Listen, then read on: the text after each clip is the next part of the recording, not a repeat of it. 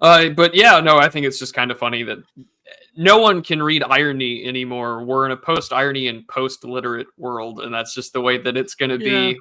I still like that video, and I think it's the same dude that did the like reformed rabbi thing at the Games Awards, where he's just like, name 10 books to that group of women that you've read, and like they can't name any, and he's just like, see, you Yeah. don't read.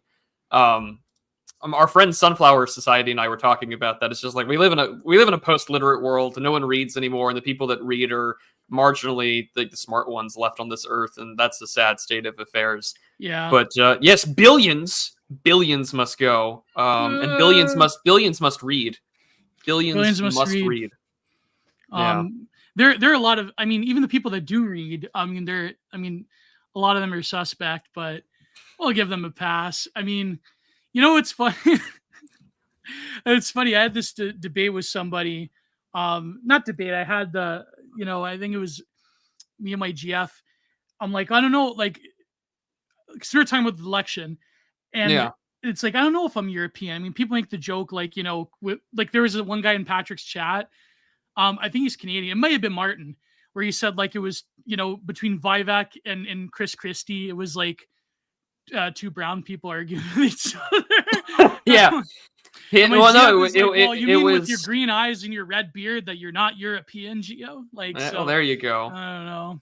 Maybe you'll get you'll probably get into Ireland's equivalent of Hyperborea. You'll be fine. Red beard, green eyes. Oh, dude, welcome in, matey. You can touch the Barney Stone as you get on in. But it was fun last night with Pat because we went on for the Trump interview. I listened to it on my way home from church last night, and that's kind of why I made that orgasm denial joke, because it was just like I was really expecting a high energy like Trump rally, and then no, it was surreal. And there are some memes to make out of it, like, we lost so many men to the mosquito, and it's just like he gives the royal to the mosquito, the mosquito. But yeah, it was fun to be with Pat. It was fun. I only watched the debate through Patrick Casey's stream. Me too. Because I wasn't going to watch that crap live, and I wasn't going to watch it. I had church anyways yesterday, and so I was like, I'm not going to bother. I really don't care. I'm not interested. So, yeah. But at least Nightmare Vision and Pat made it interesting. And I thought that was a fun, because then I saw this article earlier today from The Verge that came out last week that I wanted us to read. We've got like a million things to cover. Oh God, there's so much to talk about, because we're gonna have to hold off the David Garrow's interview for next week from Obama. But I mean, isn't it weird though to think that in 2023 we have the sort of like quasi confirmation that like America had a gay black president, and no one's like, huh, interesting. No one gives a shit. Like, that's how far we've gotten. Like, everyone has to remember, in like 2008, Barack Obama was seen as this like white liberal race relations Jesus, like the Messiah to cure America's like racial ills is here. After he got elected on election night, like white guilt dropped faster than the stock market, and everyone thought like, okay, like this is it. And now it's just like, no, we got to bring it back. Well, 10 years plus later, it's just like, oh yeah, I'm gay, by the way, and like my official like white liberal biographer is like pretty much in on it, and it's just like, huh. And then you killed some guy, your chef, who probably knows a little too much, or you had a little taste of his flesh. Like, who knows? Look at Matthew in the chat. We sold the Panama Canal to China for $1 and 30. I know this happened. Like, it was finished construction, I think, in 1914, and so over 110 years later, we're just like, yeah, the Panama Canal. We should have never sold it. Like, it was classic, like 1980s Trump. Like, why are we doing all these bad deals? I may enter Hyperborea because my relatives that first came here to Canada, they actually helped build the Welland Canal alongside Irishmen and Scots and other various serf classes of the British.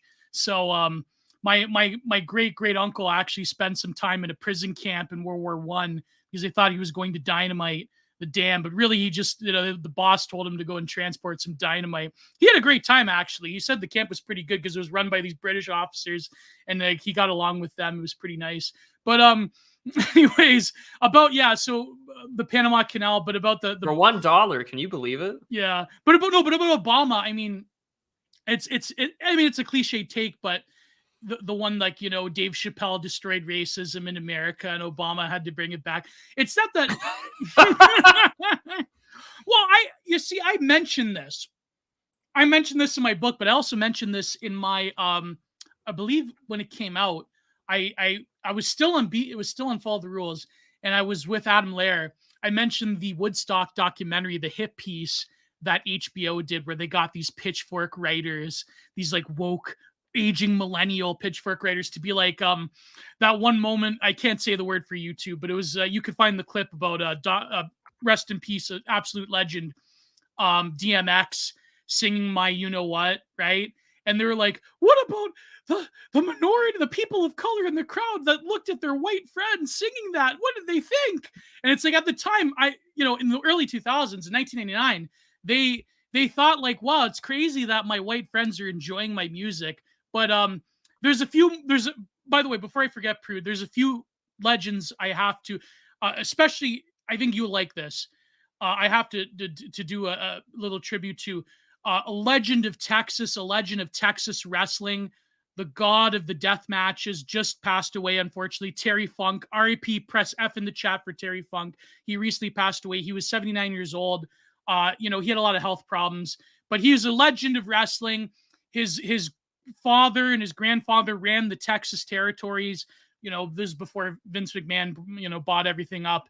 So press F in the chat to Terry Funk. I'll always remember when I was a kid downloading that match off of LimeWire, the first no ropes barbed wire match in America between him and Sabu ripped his forearm up, and then Bill Alfonso had to like tie him up during the match. Oh, it was so brutal. But RIP to Terry Funk. He was a legend. And I'm not going to do the joke about Prigozhin. We'll talk about Prigozhin. Should we press F in the chat for... No, listen, no. We're not going to do that. Listen, I may have joked a few times on BTR about the Russia thing, playing the Soviet national anthem and all that stuff, but we'll talk about Prigozhin. I guess that's one of the topics we're going to cover. We got a million things to cover today. It's been a wild couple of, week and a half, really just a week since we were just on. It's nuts. Everyone says nothing happens, and then everything does happen. And also, Prude, the rebirth of Bane posting because of Prigozhin. You notice the uptick in Bane posting? Bane posting. I've noticed some Where in the World is Carmen Sandiego posting because of it. And then, people memorializing him with him holding the anime or the manga thing that he had. Sort of his little... It's great. Oh, yeah, it didn't fly so good. I wonder, was the pilot vaccinated? That's a real question. Yeah, that's probably real concerns. Someone put that picture of the. She actually looked pretty good. No, I shouldn't say that. Real myocarditis hours. People put the African American woman pilot, and they had the meme like, "I'll be your pilot, Mr. Prigozhin." That was too much. That's too much. But yeah, I guess the pilot was boosted. That's probably what happened. Boosted, triple faxed. He was trusting in Fauci. Yeah. Really, Fauci is. I think. Have you seen the Fauci? Fishy Frenzy has done a few of them. Go to Fishy Frenzy on Twitter. Frenzied Fish. He did a few Fauci Giga Chad dialogues. He did the Obama Giga Chad dialogues. They're quite funny. It's really it really is like a window into the neoliberal world order. The Fauci and the Obama Giga Chad edits. But anyways, yeah, we'll talk about it. There's so much, Prude. There's so much. But by the way, this is the Digital Archipelago. 9 minutes in. My God, this is the Digital Archipelago, episode 56. And please sneed those super chats to Prude. And I won't see any super chats yet. You people have been so generous last week. When we covered the last of the, Billionaire Psycho article. And, we truly have been blessed to live in the time of Billionaire Psycho, in my opinion. And he's back on Twitter. And yeah, that's been great. But I do sincerely mean RIP to Terry Funk. He was one of my favorite wrestlers. You really can't have the death matches without Terry Funk, the original Sheik, Bobo Brazil, Oneida in Japan. Sorry, I'm just gonna be talking about wrestling for an hour. I'm very sorry, because as you know, deathmatch wrestling is a forte of mine. When I was a little kid, I remember downloading that match. I remember downloading the infamous. It was as soon as you mentioned the Fauci Giga Chat edits, Frenzied Fish is retweeting them all on Twitter. Well, apparently, Prude, when they do the light tubes matches, they're breathing in mercury. So I think that if that's Fauci FDA approved to like breathe in light tube dust mercury. Well, you gotta get the vapors going in. Yeah. You have to inundate yourself with these means to make yourself a better wrestler. It's true. You know what's funny? A lot of deathmatch wrestlers have died before the age of 40. Danny Havoc, Marcus Crane. A lot are they trend maxing? Are they trend maxing? Well, see, the thing is, Prude, is that with death matches, the physique required for it, unless you're someone like Schlack. Schlack, by the way, he's pretty built. But most deathmatch wrestlers, it's more about the endurance than the physique. It's a different skill set. But I mean, John Zandig was blowing up back in the day pretty good before he got a bit, chubby. But yeah, so I don't know. Listen, I should just do like a whole 2-hour video on. I wrote that article back in the. Did I ever tell you this story, Prude?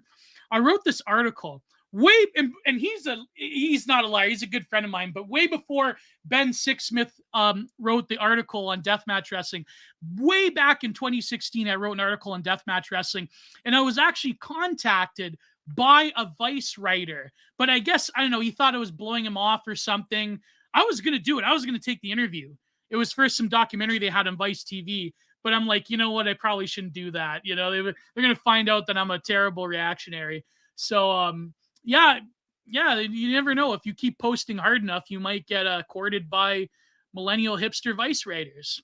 So, well, speaking of millennial hipsters, there was a millennial on the debate stage yesterday. Is Vivek technically a millennial? He's 38. That's technically a millennial. That's a millennial. The millennials are entering middle aged, and most of them aren't doing so well economically or having children. They're the oldest of old heads. Yeah. Yeah. The old troons are here to stay. They are the old troons of 2008 that you could not bury under 10 feet of coal. So here we are. And Tim Miller, yes, I did the Reagan rant, but I'm gonna do a special Reagan rant. We're gonna get to that topic. Prude has been doing diction for me. I tell him things through group chats, and he writes them down for me. Hopefully, on a manual typewriter, where I keep saying, all work and no play makes Jack a dull boy. You're a fake cell now, Gio. You can write notes on your own, big boy. Boy. But like it's, like I said, we only watched it through Pat. I wasn't particularly interested. My takeaway is that like it was 6 people, like 8 people, including a woman, that were all mimicking with the hand gestures and the styles and the diction and rhetoric of Donald Trump. They were dressed like him. All those suits were red power ties, white shirts, blue jackets. They were all trying to be him without him.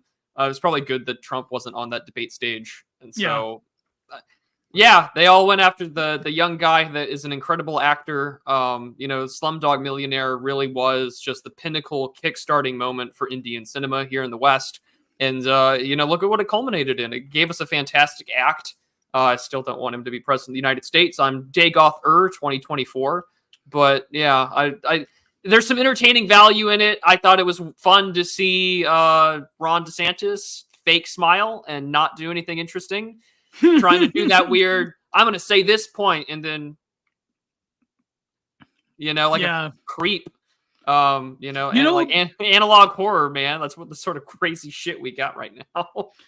What's funny about Bollywood is that here's some deepest lore. Only Leafs will know this. Speaking of which, you mentioned Slumdog Millionaire. Way before, in the mid 90s, Canada had a very popular indie film called Hollywood Bollywood, which was like one of the first, like, it was of course about Indian immigrants to Canada, and this woman married this. It was a nice movie. It was a nice movie, but it was way before the Slumdog thing. Doug Arthur. I'm adding that to my list of PFPs. Well, do you want to talk about Vivek, or would that be a good entry point, Prude? Actually, the good entry point would be I mean, on one hand, like here's my like the inside of you are two wolves, right? On one hand, easy content making, shit posting, low effort election content. On the other hand, all of this is a joke. Yep. None of this matters. All of these people are running to be the runner-up. They're gonna lose. Trump is literally, surrendering himself in Fulton County, Atlanta, Georgia today. They're waiting for the mugshot. They're so excited. We already saw Rudy Giuliani's. So like, one hand, yeah, easy. Give me content for normies where I can make money, and like I did that last night, and my follower count went up by like 400 people. But really? It doesn't. Yeah, but like it doesn't matter, right? Because like all this is a joke. We are like everyone admitted, and even Trump admitted, like they're going to try and steal it again. So, you should be focusing on the local stuff, building networks, talking about how your county sheriff isn't going to arrest, white people for protesting, drag queen story hour or something like that. So that's my inner turmoil. I just don't want, like, America's got its own problems. I have no problem admitting that as someone who lives in this country. We have a lot of issues that are unique to the United States of America. But I really do not want to see sort of the culmination of other Anglosphere countries where I have someone of a former, imperial territory of the subcontinent ruling over an Anglosphere country. Yeah. Like that's the ultimate sign that like things have like really, it's over. I mean, things are already over. I mean, like Greg Abbott just like lost a federal in court that he can't put up those buoys with like the saw or whatever, to ward off migrant boats. So, and they said he can't do it. And it's just like, so I can't even have my own state governor. Can he still have trap doors though? Is that a possibility? He should have trap doors. He should have like the swimming pools are built around with sharks. The Rio Grande with sharks, with lasers, those kind of things. Like those things would be cool. But again, Greg Abbott doesn't have a leg to stand on when it comes to these issues. And it's just really unfortunate. So like my country's already a joke. There's millions of people that are in here, and everyone. I live in Canada. How do you think I feel, Prude? And we talk about fucking oh, we saw it. It's so over, bro. I was there for Obama. I know. Like, I know Brent Taylor. I know. But it's just like, okay, who cares? And that's the issue. And I've said it before. Like, you don't have to care about politics. Politics will care about you, and you should be quasi aware of things. But the more interesting thing on my timeline yesterday wasn't even like the debate or anything. It was Charlie Kirk versus Christopher Rufo. For those who didn't see it, Charlie Kirk had said in a tweet, whiteness is great and that you should be proud of who you are. Which was a weird moment of like, wow, look at that. He got griped so hard that, he had to say it.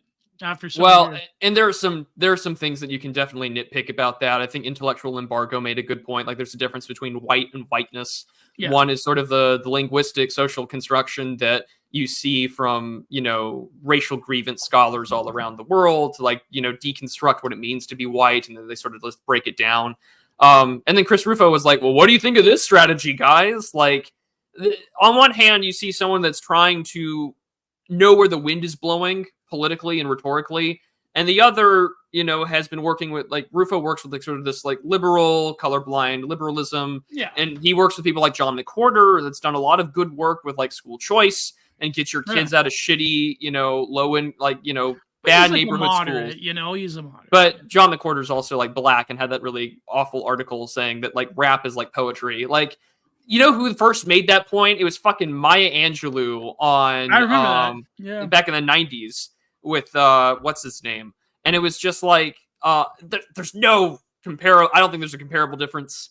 The real comparison would be saying like rap is like how our vice president speaks. She speaks in rhyme. That's fine. But I don't think you can compare fucking Shakespearean sonnets to NWA or whatever. I think like there are certain rappers that do have a lyricism that can be quite good. I mean, I'm a fan of Big L, Mobb Depp, but I mean, rap is not my first choice. It's just, I mean, to compare it to the, tradition of poetry. I mean, I get it because even the development of it is based in a lot of things like spirituals and gospel music, but also a literary tradition black writers in America. But that's a very charitable take. As you know, I'm a very wholesome Chungus academic. But I do think that like the comparison's obviously ridiculous. And there's a lot of people that don't like rap, not even just for racial reasons, but also just like, I mean, even like rapper, like even like hip hop culture in general, like look at nowadays, the state of it, my God, I mean, with SoundCloud rap and, you know, like lyricism is gone. It's gone. I hate to say it, but you know, but you know, what's funny is that I remember Logo had that thing where he's like, I like this and so, I'm not into crap. And he was like being funny because Logo had the same take that it's like the real American art form is rap and hip hop. So, but no, it's funny though. It's funny because I think that did you want to talk about the Rufo versus well, I think our good friend Rendon Poster had a good take though, in that in the American context,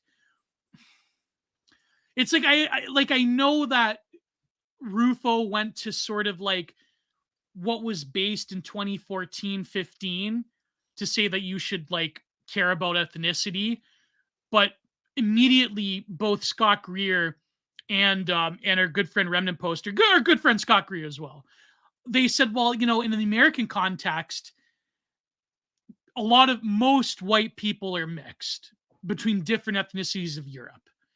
And really our enemies treat us like we're all one mass anyways. What, you think I'm going to get a pass because like, oh no, I'm Italian. I'm half Southern Italian. You know? No, like, no, like I'm below the Hational line. You know, like, except, you know, except like, I mean, like online racists are a little different than like how the average shitlib. It's like the meme between like women talking about all the different colors for like, oh, there's magenta and salmon and pink. And then men are just like, that's pink.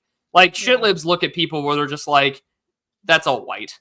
You know, you're white passing or you're white. And to them, it's a negative connotation and it's awful. Because all that they're doing is to create a rhetorical and a linguistic excuse to further justify their dehumanization of white people or those that even look like they're white passing.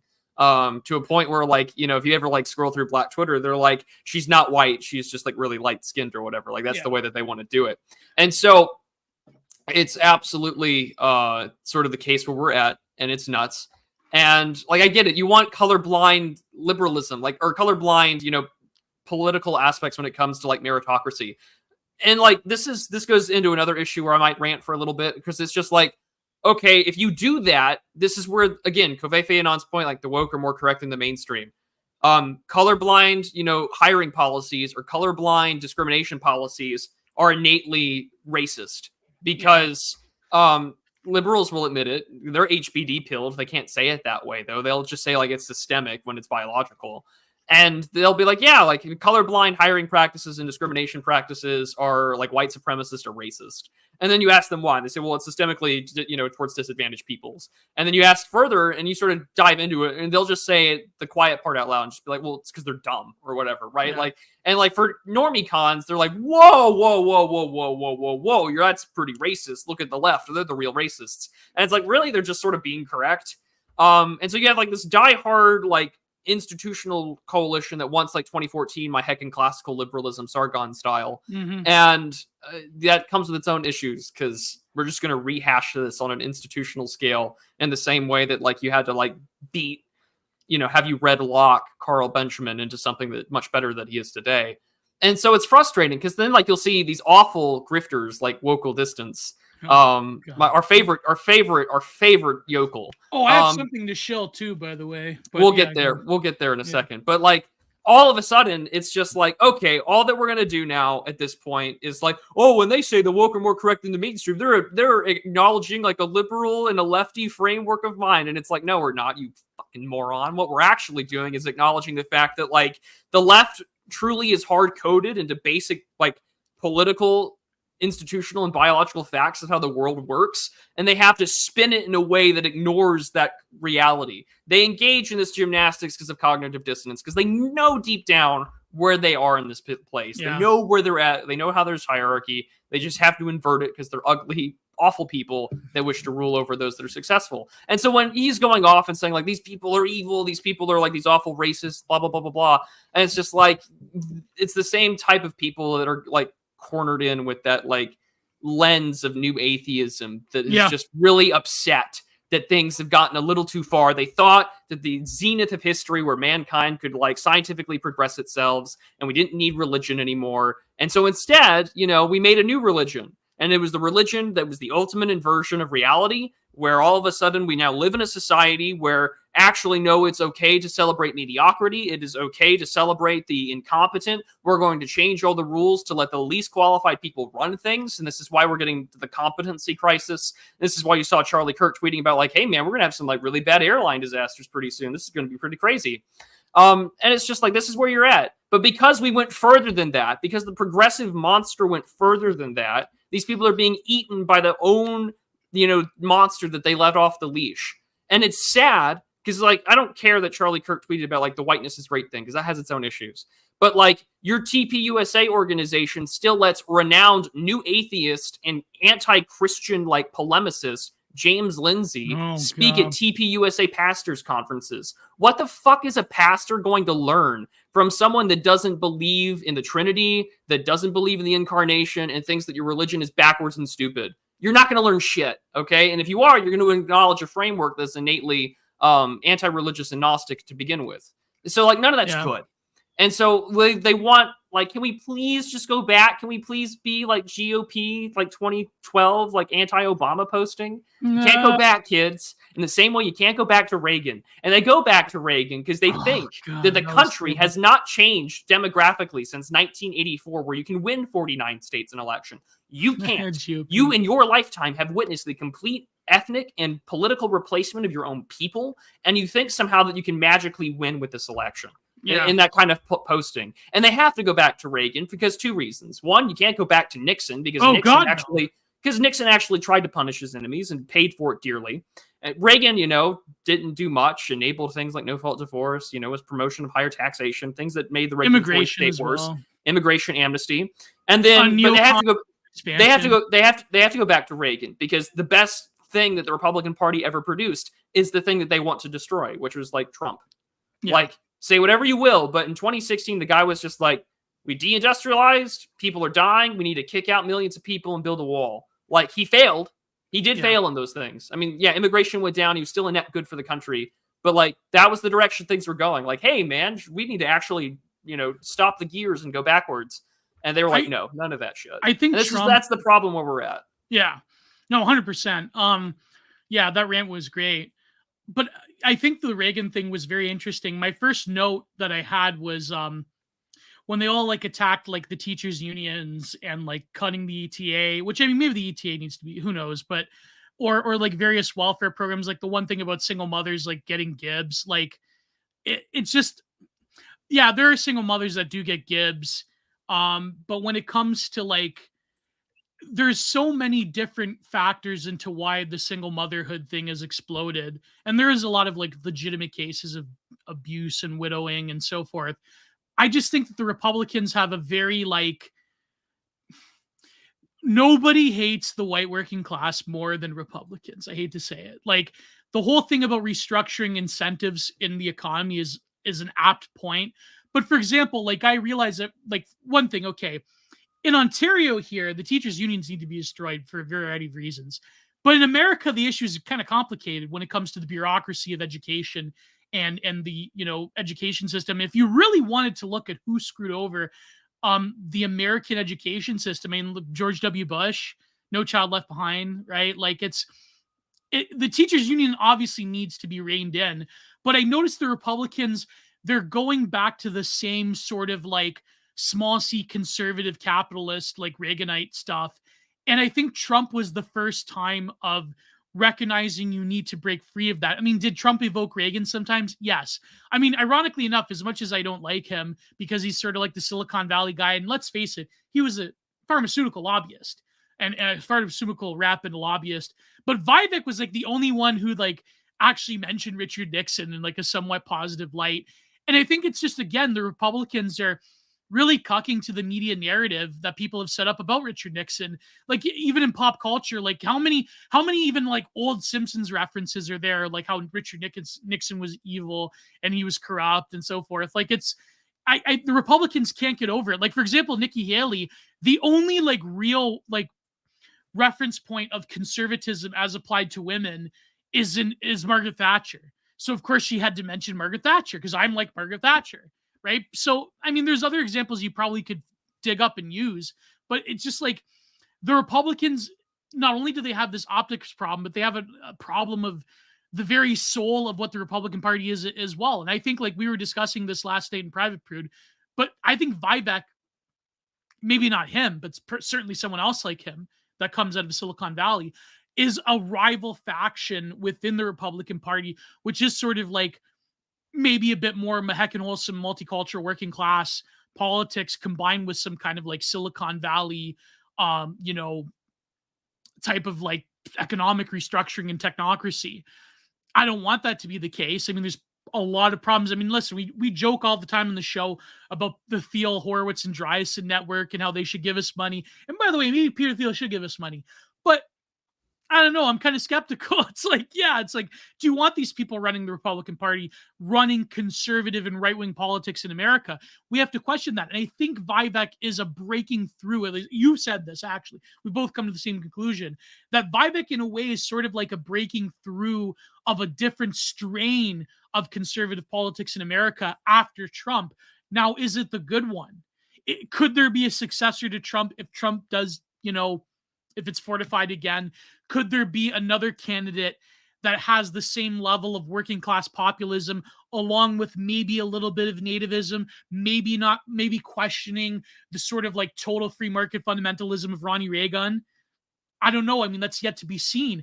The neocons are going to like fight tooth, claw, and nail until they enter the grave as a bunch of like aging boomers. But the political landscape, I think, in this election, I know we say this every election, but it's kind of dire. It's kind of like we're going to see the shaping of the Republican Party going into this century, I feel, with 2024. Well, I said this in a little patron exclusive rant that I did, sort of talking about like the ghost of FDR, because there are these sort of new. I'm not 100% sold on cyclical history. I'm beginning to read a little bit of Kolosek on my spare time between other books. But like one of the things that sort of strikes me is that we're sort of rehashing like this FDR, like strong state, common goodism. So like you do have that like Vermeulen, Deneen, Amari faction of things, which I think is going to be like this nice political release valve for like religious, like for like political Catholics, in a way to sort of like get into like the institutions. Like we're gonna be Elizabeth Warren, but we're anti-abortion, but on the other hand, like there's this other emergence, and again, this is because of how Byzantine and like balkanized in a lot of ways America's politics already is. Like there is already an emerging faction where like the GOP is, everyone knows, wants that my heckin' multi-ethnic working class coalition. And like they'll probably get it, they'll probably get it. Like, let's be realistic. Unless somehow tomorrow, someone actually does cross the Rubicon, becomes like an emperor, and deports 40 million illegals, I doubt we're going to see anything change. And this is the sobering dose of political reality that is the United States of America. Yeah. And so the GOP is going to try and find a way to do it. And you're already beginning to see this in the background. I think I said this last week. I think I said it on Pat's stream. I definitely said it in this long 30-minute rant I did for patrons. But like, you already saw these little fights between Ronna McDaniel, the chairwoman of the RNC, and Kamit Dillon, who's an Indian woman. We saw it yesterday between two Indian candidates. Well, what's her name? Kamit. How do you spell that? What, Nikki Haley's actual name? Oh, that's her actual name? Nikki Haley's actual name is Nimarata, Whoa. So Nimarata versus Vivek arguing about how much money to give to Israel, right? Or about like foreign policy experience. I like the name better than Nikki. At least be honest, right? Like it's like with Jon Stewart. Why'd you change your name if you're so confident what you can do? And it's just like, so you're beginning to see these like new ethnic clashes play out in the sort of like post-literate, post-political, authoritarian, and like, post-white racial majority America. Yeah. And it's just like, this is what's emerging. And like, this is sort of the political reality that we're going to have to live in and how our kids are going to do it. Can you get colorblind, hiring policies? Like, does that mean like a bunch of Indians that have their own ethno-narcissistic tendencies and they're going to fight it out with like a Jewish coalition and they're going to fight it out with the whites? Like, everything is going to break down into these really tribalized ethnic squabbles. And people want to imagine that it's 1984 again. They want to imagine that like it's morning in America, things are great, and we have like the same political demographics that can win elections. this is done partially to lie to themselves. They know that this isn't the same, and this is the game they have to play, because the only one that wants to say, hey, actually, fuck this, America was something, and it has an ethnic identity, and it has like a political like history that we should abide by, that's something that they don't want. And so that's the future of sort of where the Republican Party is going.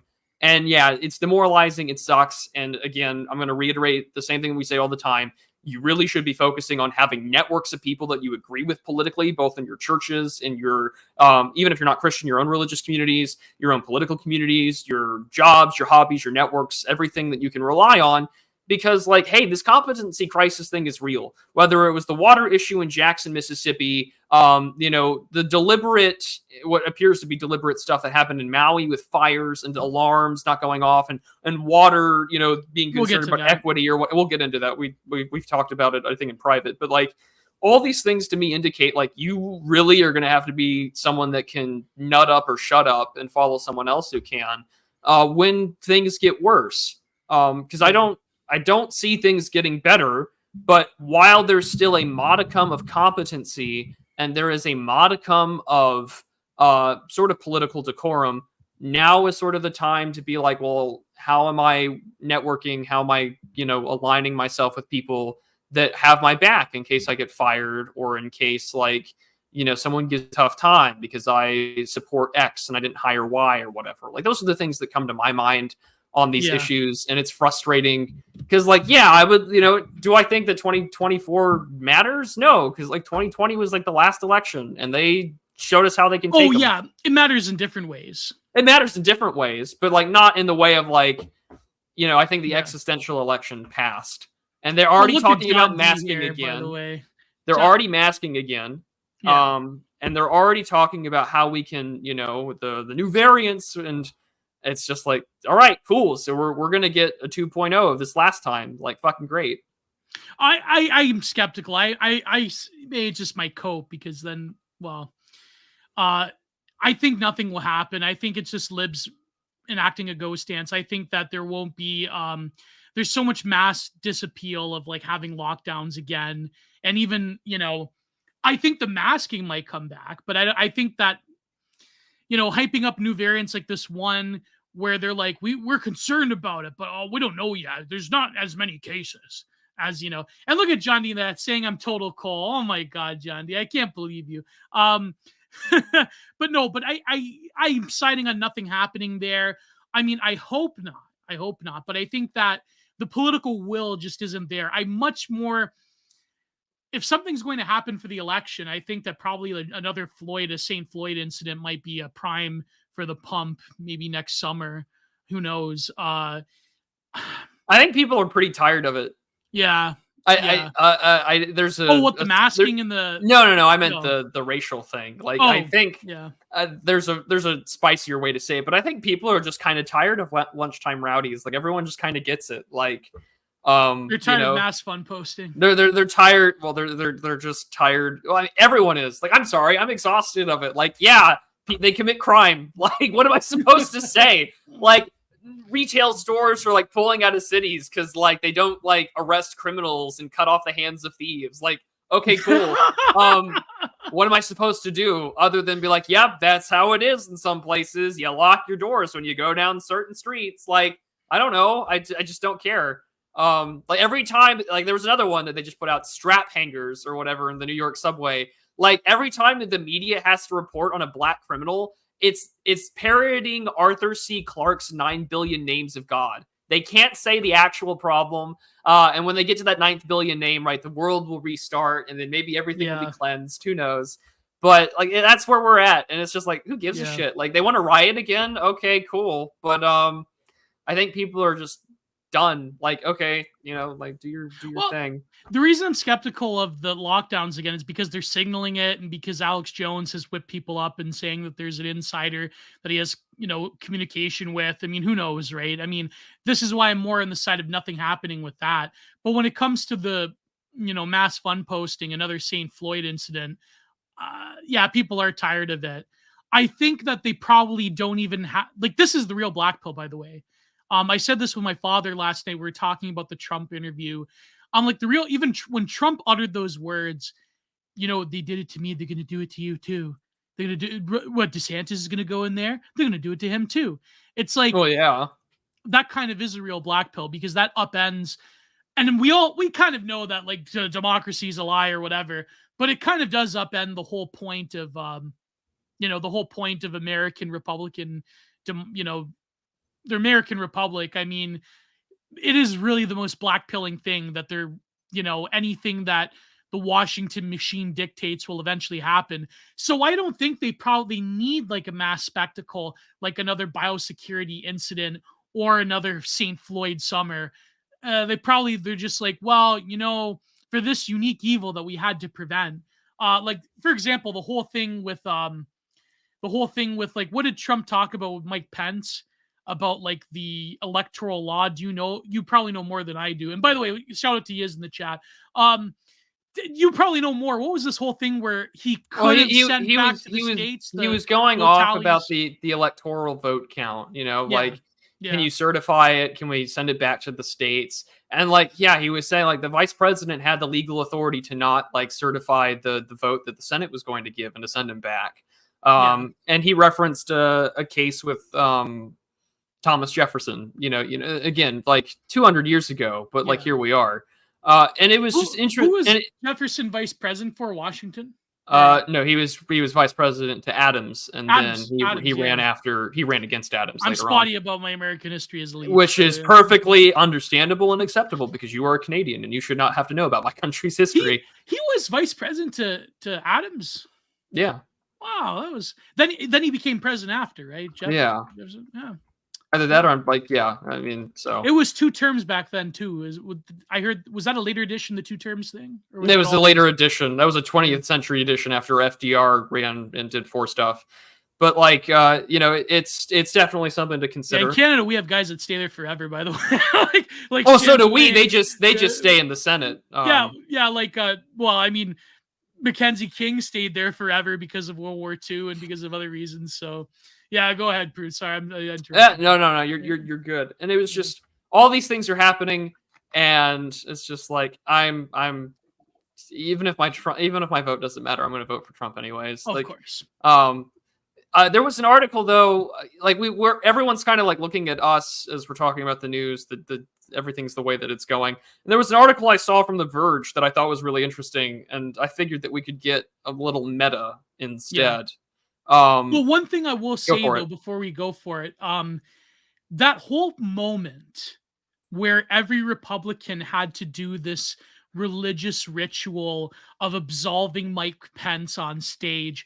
Mike, listen, I'm not going to swear because, it's your channel, Prude. And I already have, but I shouldn't be. Mike Pence is a terrible traitor.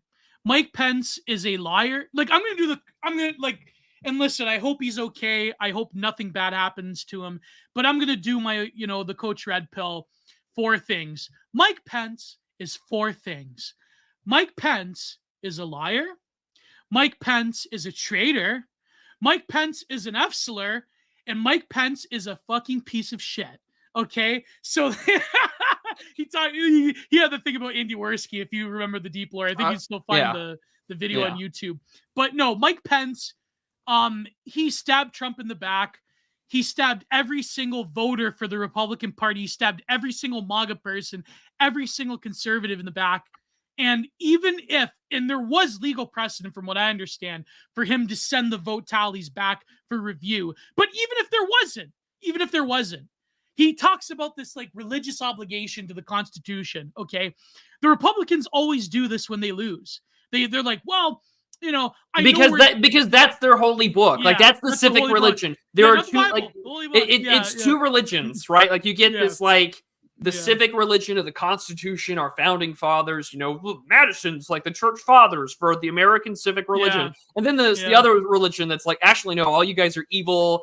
We should have had the wrong successor. The country actually started in 1619, yada, yada, yada. It's like this weird bit of like, it's like, it's almost like Christianity versus like Talmudic Judaism, where it's just like here's our tradition, and then like it's a state religion. Yeah, the progressive like version of it is just like, actually our religion is totally anathema to yours. Yeah. It didn't exist. It's fake. It's gay, and you're all boiling in excrement in hell. Yeah. George Washington was a racist, and so it's like that's where you're at. Oh, but we have the real interpretation of the Constitution, which is libtarded. Which is like 1 billion Americans and screw whitey. That's the real civic religion here. Is it, by the way, is it true what John Dee said, that there were presidents without vice presidents in American history? I'm sure that there were. I just couldn't tell you which ones there were off the top of my head. But the point being is that they did this thing where it's the reason they had to ensure that Mike Pence was absolved. And by the way, Vivek, to his credit, did not do the Calvin Coolidge, Harry Truman, LBJ did for a little bit. Harry Truman, John Tyler, Franklin Pierce, Andrew Johnson, Ulysses S. Grant, Chester Arthur. So yeah, there were like 18 presidents that didn't have them. But yeah,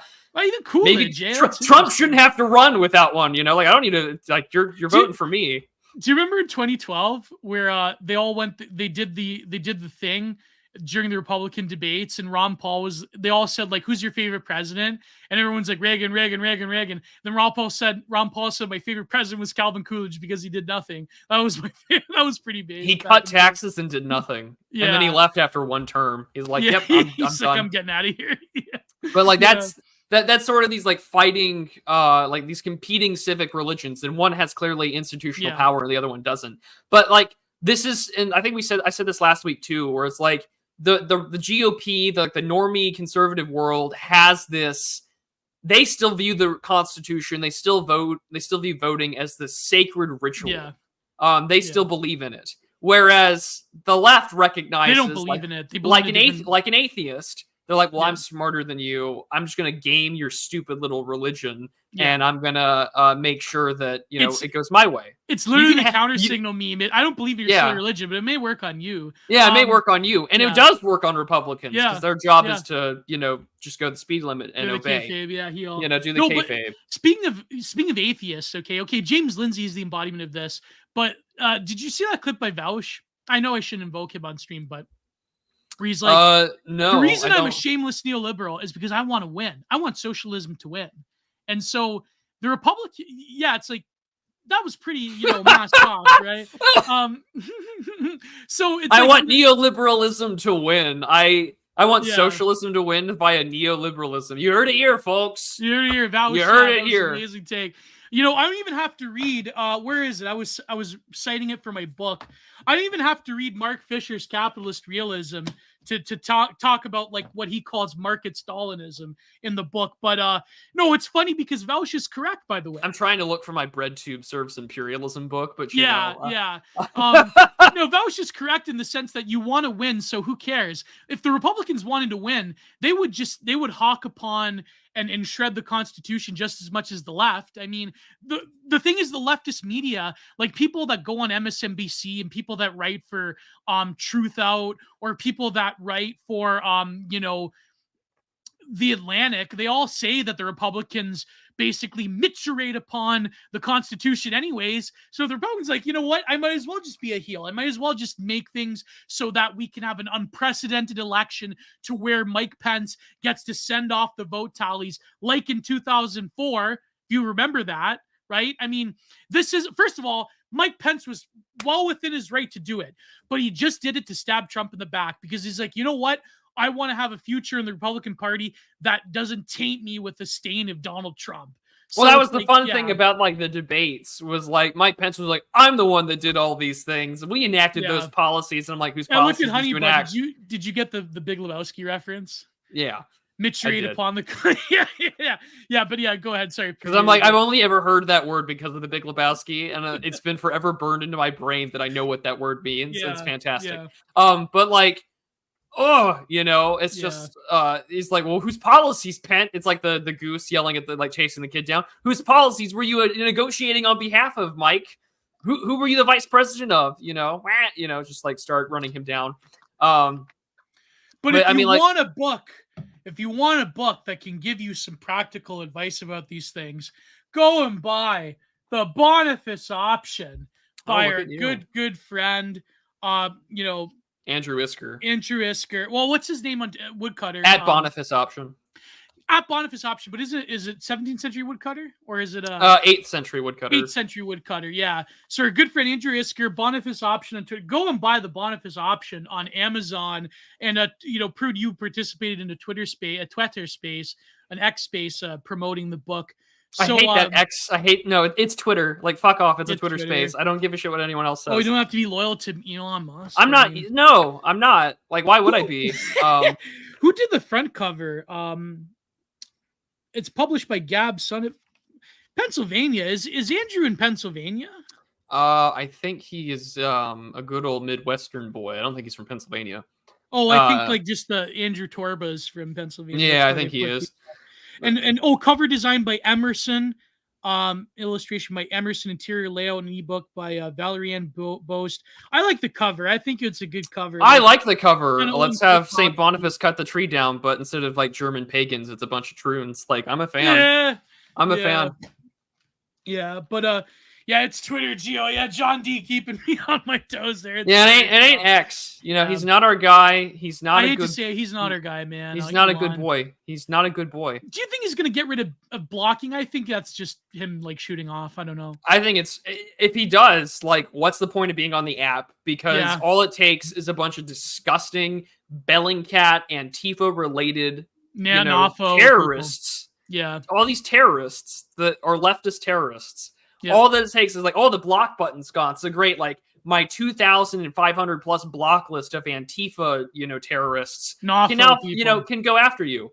Yeah. He's not our guy. He's not a dark elf. And if this is what dark elves are, according to Yarvin, like, what a great way to disprove his thesis in real time, because things suck.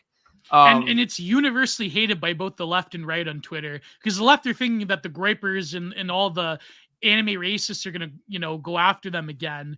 But which is probably true. I mean, people will sacrifice their accounts at a burnout rate, But I mean, I'm worried because, again, I have like about almost 4,000 people blocked, mostly Antifa, mostly NAFO. And I'm going to have to probably just do the land shark pill and just, keep locked the whole time. So until he changes his mind. But I don't know. Hopefully he doesn't go through with it. I mean, he's probably just, John D spent years blocking so true, every Mr. woman. G. So true. I've blocked so many women. There are like 5 women that I read or like follow on Twitter, and the rest of them are blocked. Yeah, I blocked a lot of irony leftists too. I remember when they tried to go after me, that one guy. The one that quote tweeted you with the painting. Yeah, that was funny though. It's always the same picture from 2014. You know how many edits I've seen of that painting? I'm painting anime girls. I'm painting myself. I'm painting Goatsy.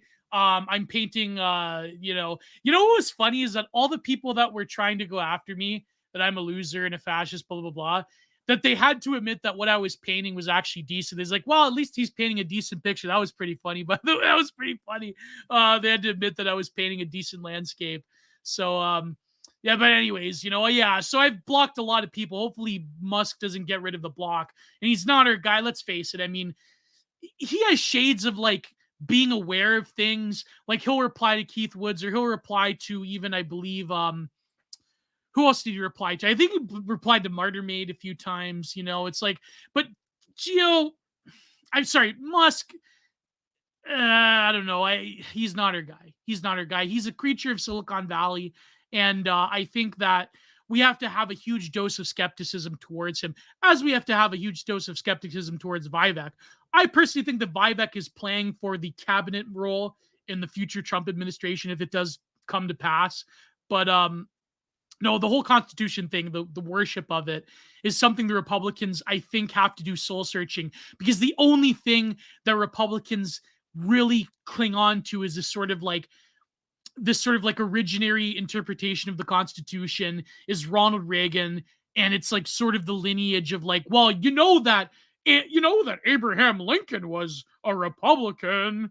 It's like, really, and he's a Democrat. Like, he'd be a Democrat in today's world. Like, yeah, of course. I mean, like, everyone. We talk about the Obama biography.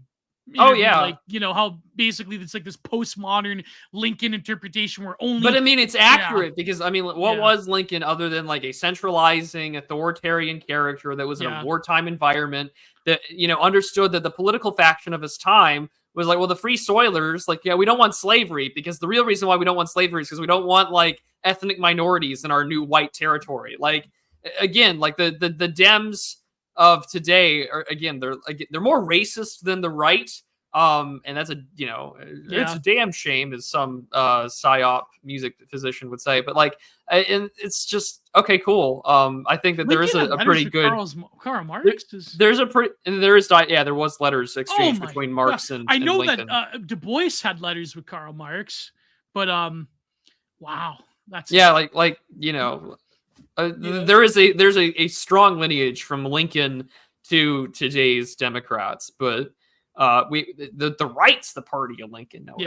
No, it ain't. Hasn't been for some time, even if it were. Well, the Southern strategy thing, that was another flipping of the streets, street flipping.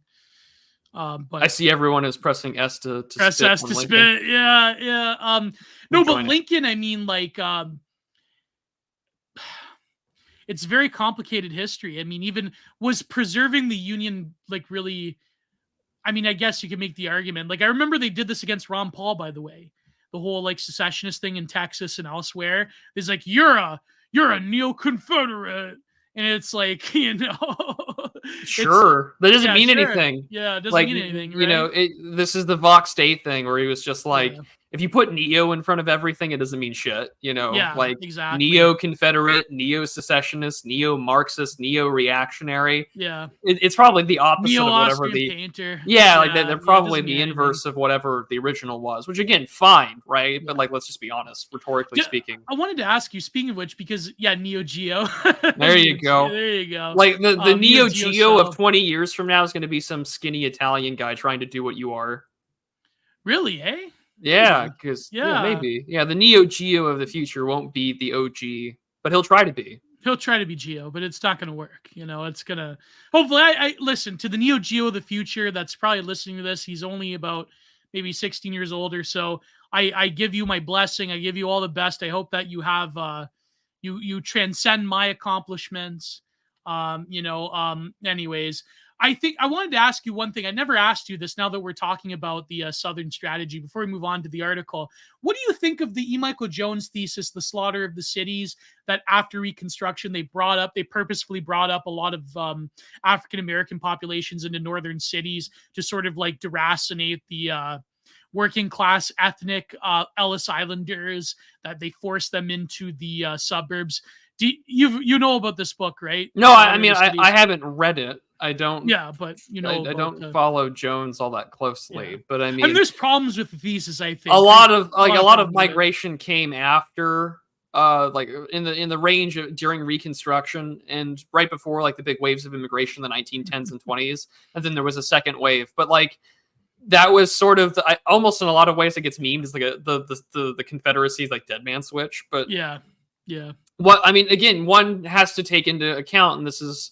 I mean, Don Livingston talks about it. Like, really, the Free Soilers, like I mentioned earlier, the Free Soiler Party was just like, no blacks west of the Mississippi. We don't want them anywhere else because, like, the American continent, in a very imperial fashion, as William Appleman Williams would talk about, like, the American continental 48, that's a white man's territory. And so, like, we don't want slavery because we don't want to deal with black people.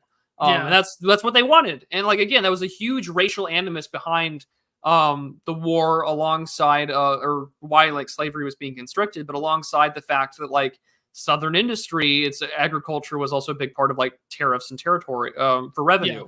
Coal mining as well. Mainly again, like there's a great book called King Cotton Diplomacy that's really worth your time to understand like sort of like the diplomacy of the Confederacy and also the South, because it was just like that was not only essential for like tax revenue, that sort of was a way to not tax Northern industry because that's your political clientele and patron.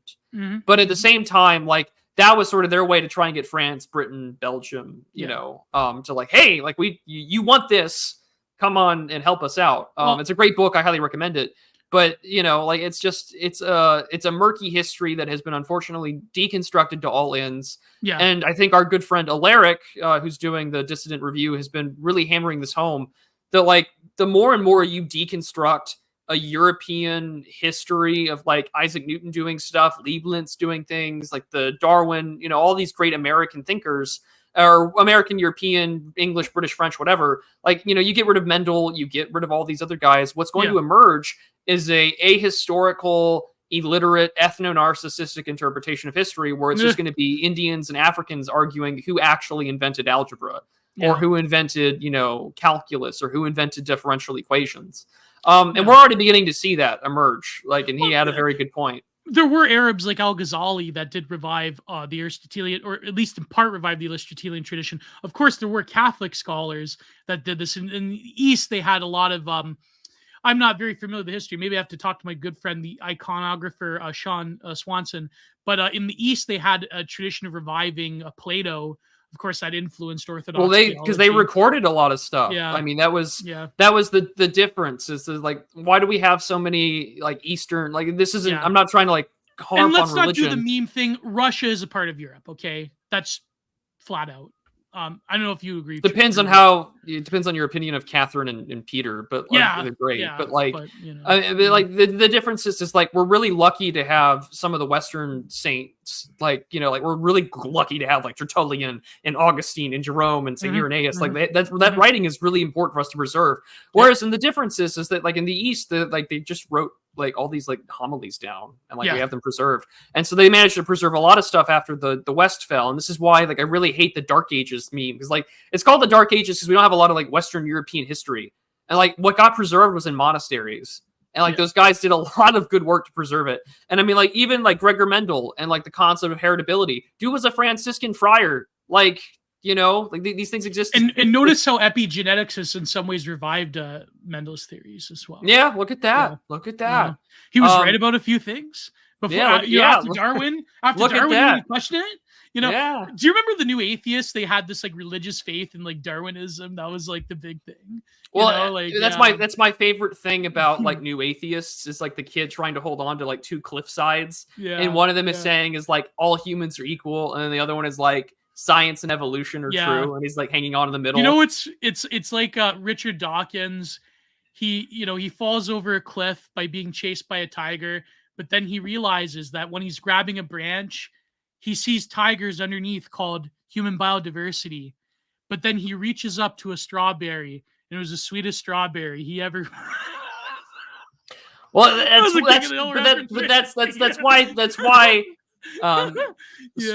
But that's why really a lot of New Atheists went two different directions. They became woke shitlibs, or they became like HBD, like race realists, like atheist. Or they became Richard Hanania. Well, he went to the left. Or he's his own thing. He's the secret third thing of racist liberals. Yeah, I noticed that my good friend Philip Daniel, he mentioned like even Hanania is like white presenting because he's a Palestinian and like he's 11-teen, he's Levantine, but he's like he doesn't have Israeli in there. It's mostly just Palestinian. Or he does look white. He looks pretty white. I mean, you gotta admit he looks white. Like, he's the pale complexion, I mean, with the eyes give it away. With like some like I guess if two ugly people had him, like That was one of the funniest memes of the one guy. Well, why are we talking about physiognomy posting? It's just like physician, heal thyself. Look like in the I mirror. had to cut down the physiognomy posting. I don't do that anymore because, well, but it's funny the one meme where it was like I took Chat GPT, I took AI programs. And I combined every picture of sex offender. Yeah. That was mentioned in the debate too. I think it was like Chris Christie calling out Vivek or whatever. It's like that just sounds like something out of Chat GPT. And it's just that was funny. What's funny is that Ron DeSantis sounded more like that.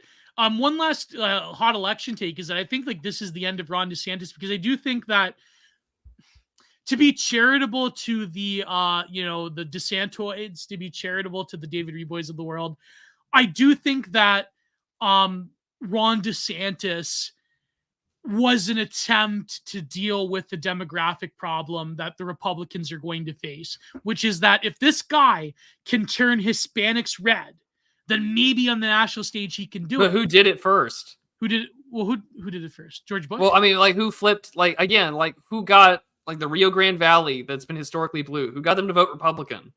It was in the 2020 election. It was Trump. Oh, Trump, like Florida's. I mean, like Florida's election game. a lot of it does have to do with like Trump's political machine. Like, don't get me wrong, DeSantis has done a really good job in what he's done. But like, if it weren't for that endorsement, we would have had a black homosexual drug addict be the governor of Florida right now.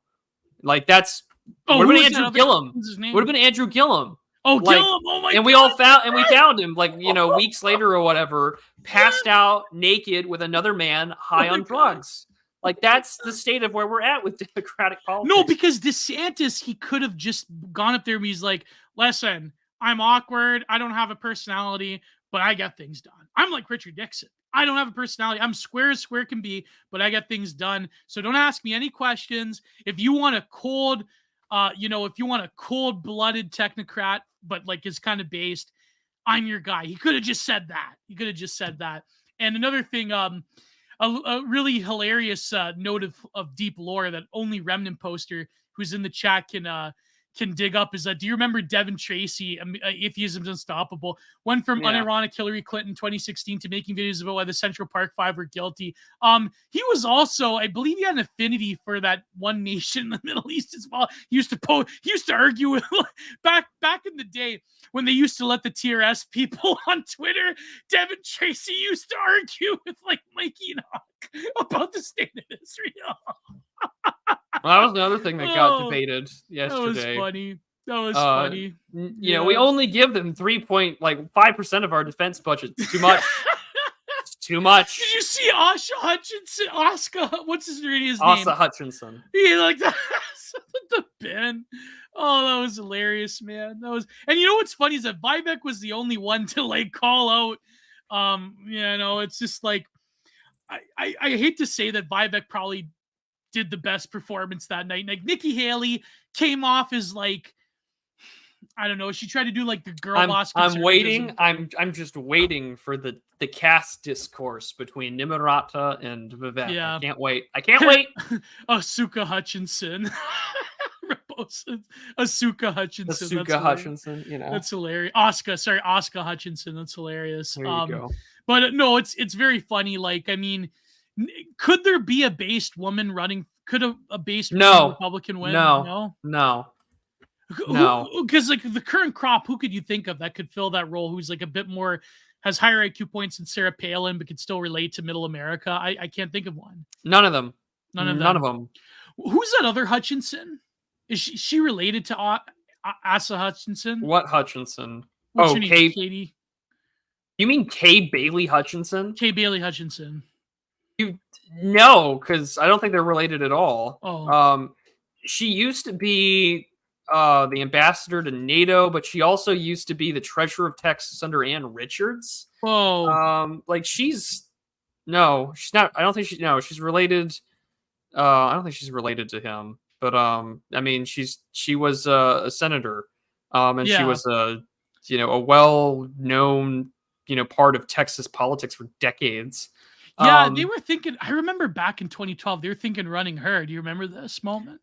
Yeah, I think so. I think there was discussion about it, but I mean, like, she's she based her cringe. She's a moderate Republican, you know, like she's been there. Like, she's like, I would argue, like a pretty neoconservative type character. Because I mean, she's born in 1943. She's as old as Biden. Like, I wouldn't. Yeah. No. No, but what other Republican woman could fit the bill? I mean, Sarah Palin's even too old. She's kind of crazy. No. Sarah Huckabee Sanders is like, ugh. She's governor of Arkansas right now, isn't she? Yeah, she is. Like, let her stay there. Yeah. Let her stay there.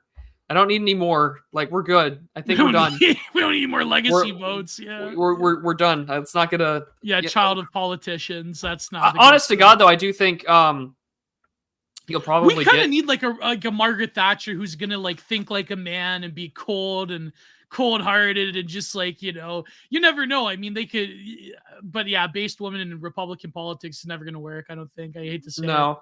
I mean, listen, I'm trying to be land shark male feminism. Okay, I'm trying to be women respecter. Male, like land shark, like there's land shark, there's me, there's Abby Muncher. You got to be peating then. Yeah, we're peating. Like land sharky and male feminism, okay? But in terms of based women politics in America, I mean, unless you get like someone like a Thatcher-esque, and like, let's face it, Thatcher was a terrible neoliberal, you know, so it's not, and she was kind of a neocon as well. So it's not going to work. I mean, it's just, I want to be charitable. But I don't know. No. The current crop of Republicans in general, just terrible, regardless of gender. No. Yeah. I'm sorry, Prude. I'm sorry. I made Just you uncomfortable. I'm sorry. There's no women in politics. No women allowed. Oh my god. Well, they do. I mean, like it's the aspect of like having a woman. Your wife is your greatest advisor in that sense. Like you want her opinion. Most of them go to war and make things worse. So let's not be Hillary Clinton. Let's not even mention Hillary Clinton. I mean, yeah, right. Like who the fuck wants Hillary Clinton as president? Get him just back. Well, yeah, the AFD is led by a lesbian woman who is married to an Indonesian. Oh man, I understand why they're so terrified now of the AFD, because homofascists is like on the verge, on the cusp. On the cusp. We need a base lesbian to come in. We're about to get this is real red brown alliance here. Homofascism is coming straight to Deutschland. Like the alternative for Deutschland is literally the she'll have the get the camp guard lesbian that Bap wrote about. What's her name, by the way? I think it's in Alice Weidel? Alice Weidel, yeah. Vital. Yeah, let's look her up. Let's see if she's worthy of the fellas. Alice Weidel. She's all right. I mean, she looks pretty. She's cool a lesbian. Look at that. Yeah, but I mean, there is a real. Sorry, I shouldn't say that. But, a 44-year-old lesbian running the AFD in Germany. You know that if she got in power in true lesbian fashion, she'd beat the shit out of. Well, you know, Mummy Cinema is bisexual, so Mummy Cinema. She looks. I mean, she looks pretty cold and terrifying. Who cares? Yeah, who cares? She's like one of those I exclusively date men, but I'm also bisexual for brownie points. You know, isn't she married? I think she's. Oh, is she married to a woman? No, I mean she's married to a man. Oh, okay. Then there is no such thing as homosexual marriage. Marriage. Show screen, Gio. Show screen. No, she looks like. In the looks department, Alice, she looks all right. So she had she's married. She was married, but divorced to her BYU classmate Blake Dane. She went to BYU, so like her bisexuality is probably just like a rebellion against her Mormon upbringing. Yeah, probably. She went to Brigham Young University. I know she was a Mormon. Yeah, she got her BA there. So she was born in Tucson, but she got her BA and well, there's a lot of Mormons. I mean, didn't they start off in Arizona practically? Oh, she ran as an independent for the Arizona House of Representatives for the Arizona Green Party. She received 8% of the vote. Look at that. Whoa. Yeah, but that's what I mean. Like this leader of the AFD. Yeah, she was raised as a member of the LDS Church. Look at that. Look at that. You know, I noticed that there's a lot of when they rebel, Mormon women become lesbians. I had this girl when I was an undergrad. She was a Mormon and she was like an archetypal tomboy. She loved power metal. We saw Nightwish together. And then I look her up a year or two ago. Or no, I look her up this year. I looked her up again on Facebook. And apparently she left the church and now she's a lesbian. So our good friend Bennett Demelich said this. When Mormons rebel, they rebel pretty hard. You know, it's just.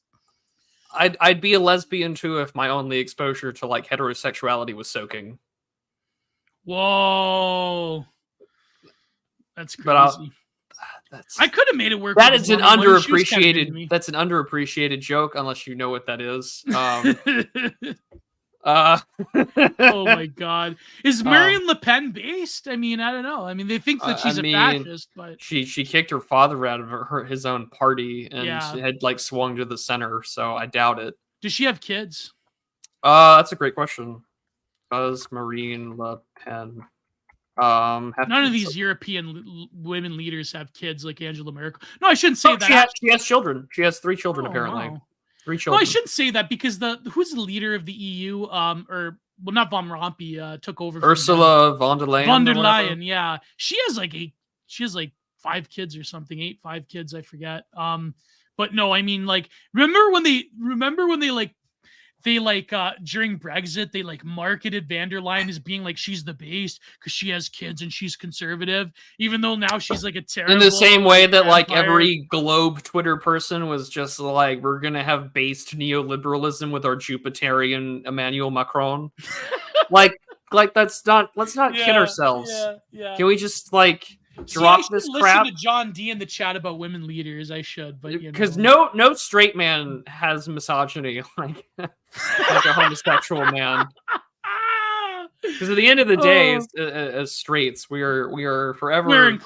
We hate them, but we also kind of need them. Yeah. Whereas we kind of do like them as well. I mean, that's another thing. They're kind of nice to look at most of the time. Yeah. Whereas it's just like if you're not into that, you're just like, fuck you, we're done. No way. Like no way, we're out of here. It's just the fundamental truth of how this shit works. Welcome to the Digital Archipelago, talking about a new kind of e-girl. Yes, the political. Amen, buddy. Yeah. Welcome to the shit show.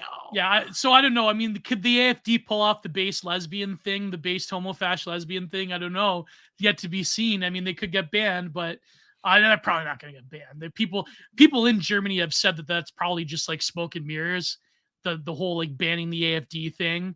No, I think they want him. I think they want him gone. Like they do. 1/5 of the country is okay with the AFD. Like it was, I think the last poll I saw was like 21% of the country. That's pretty damn high in a multi-party democratic system. And they're like, oh nope, got to get rid of it. That's a threat to democracy. Like you're too close to the right wing. Kicking out immigrants and having a national German identity. That's Yeah, but notice, yeah, like my Telegram rant, notice how they only complain when it's Ukrainian immigrants that are trying to go into Germany, eh?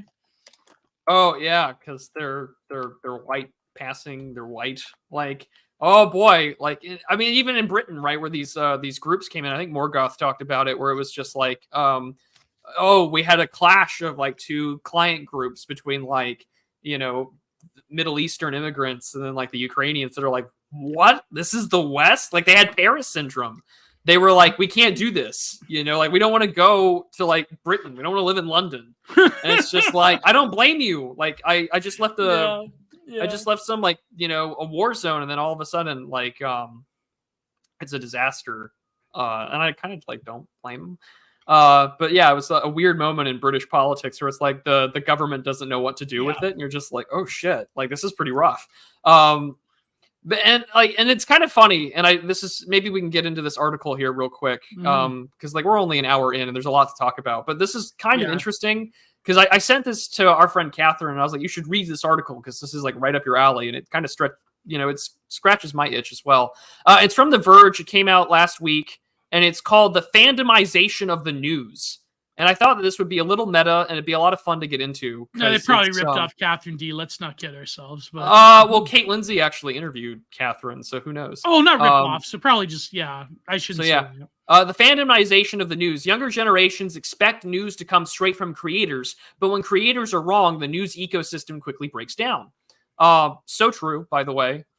This is something that I was talking with Oren earlier. I was on Oren's channel this Monday. We were talking about some of Nick Land's work, and then our friend 17th Century Shite poster about like how the system breaks down. Yeah. And Land wrote about like the internet created this form of disintermediation where like I don't need Walter Cronkite to tell me things, but we've replaced Walter Cronkite with ourselves. Yeah. Like we're Walter Cronkite. We're talking about the news now.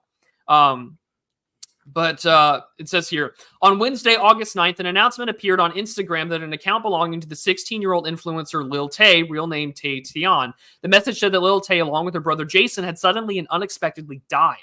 This was the first time that anything had been posted on Lil Tay's account in 5 years. She first went viral back in 2018 for her combative and brash personality, then she faded offline just after a few months.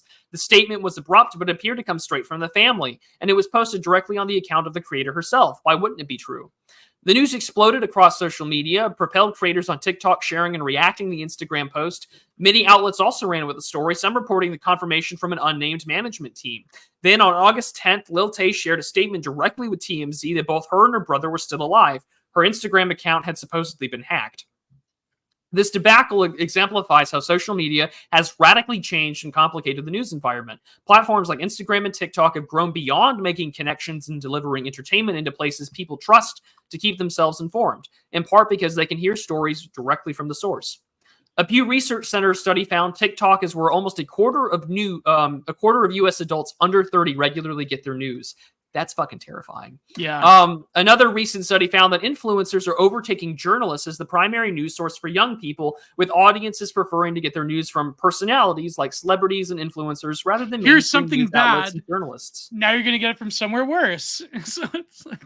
I mean, we're kind of included in this. And I said this on Oren's show. I've said this on Substacks about the troll gaze. Like, no one just read Benet or Eddie Bernays. No one stopped reading Jacques Ellul or Marshall McLuhan or Walter Lippmann. And they read those old books and then they put them back up on the shelf. They didn't. Yeah. They read them, they iterated upon them, and here we are.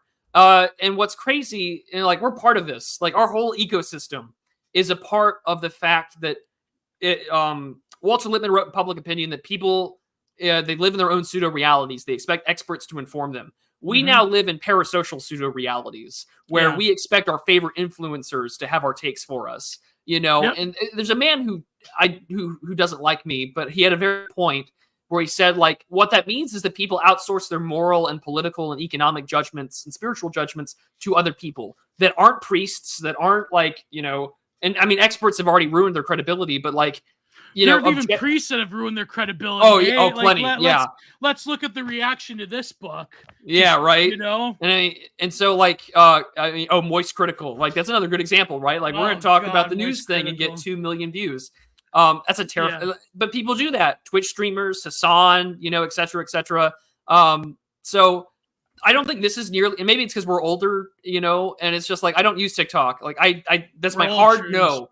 I refuse to go on an app. YouTube Shorts. Yeah, damn right, buddy. Yeah, the best place, unironically, is to get your news from a small group of internet racists. So true.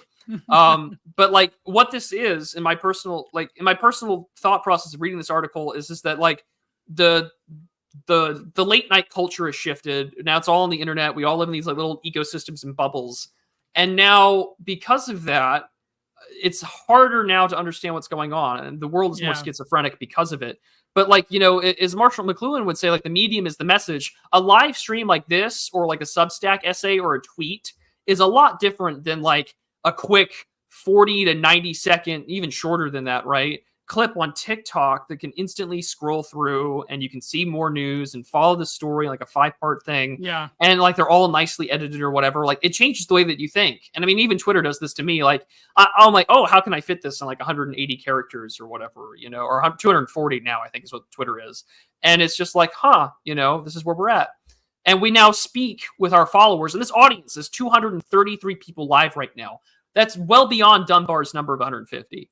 And there's thousands of people that follow us on Twitter and on YouTube and Substack, and it's an unfathomable reach. And again, like, the fandom aspect of it puts you in a weird position to where, well, what's true, what isn't, what's the spin, what's the actual stats.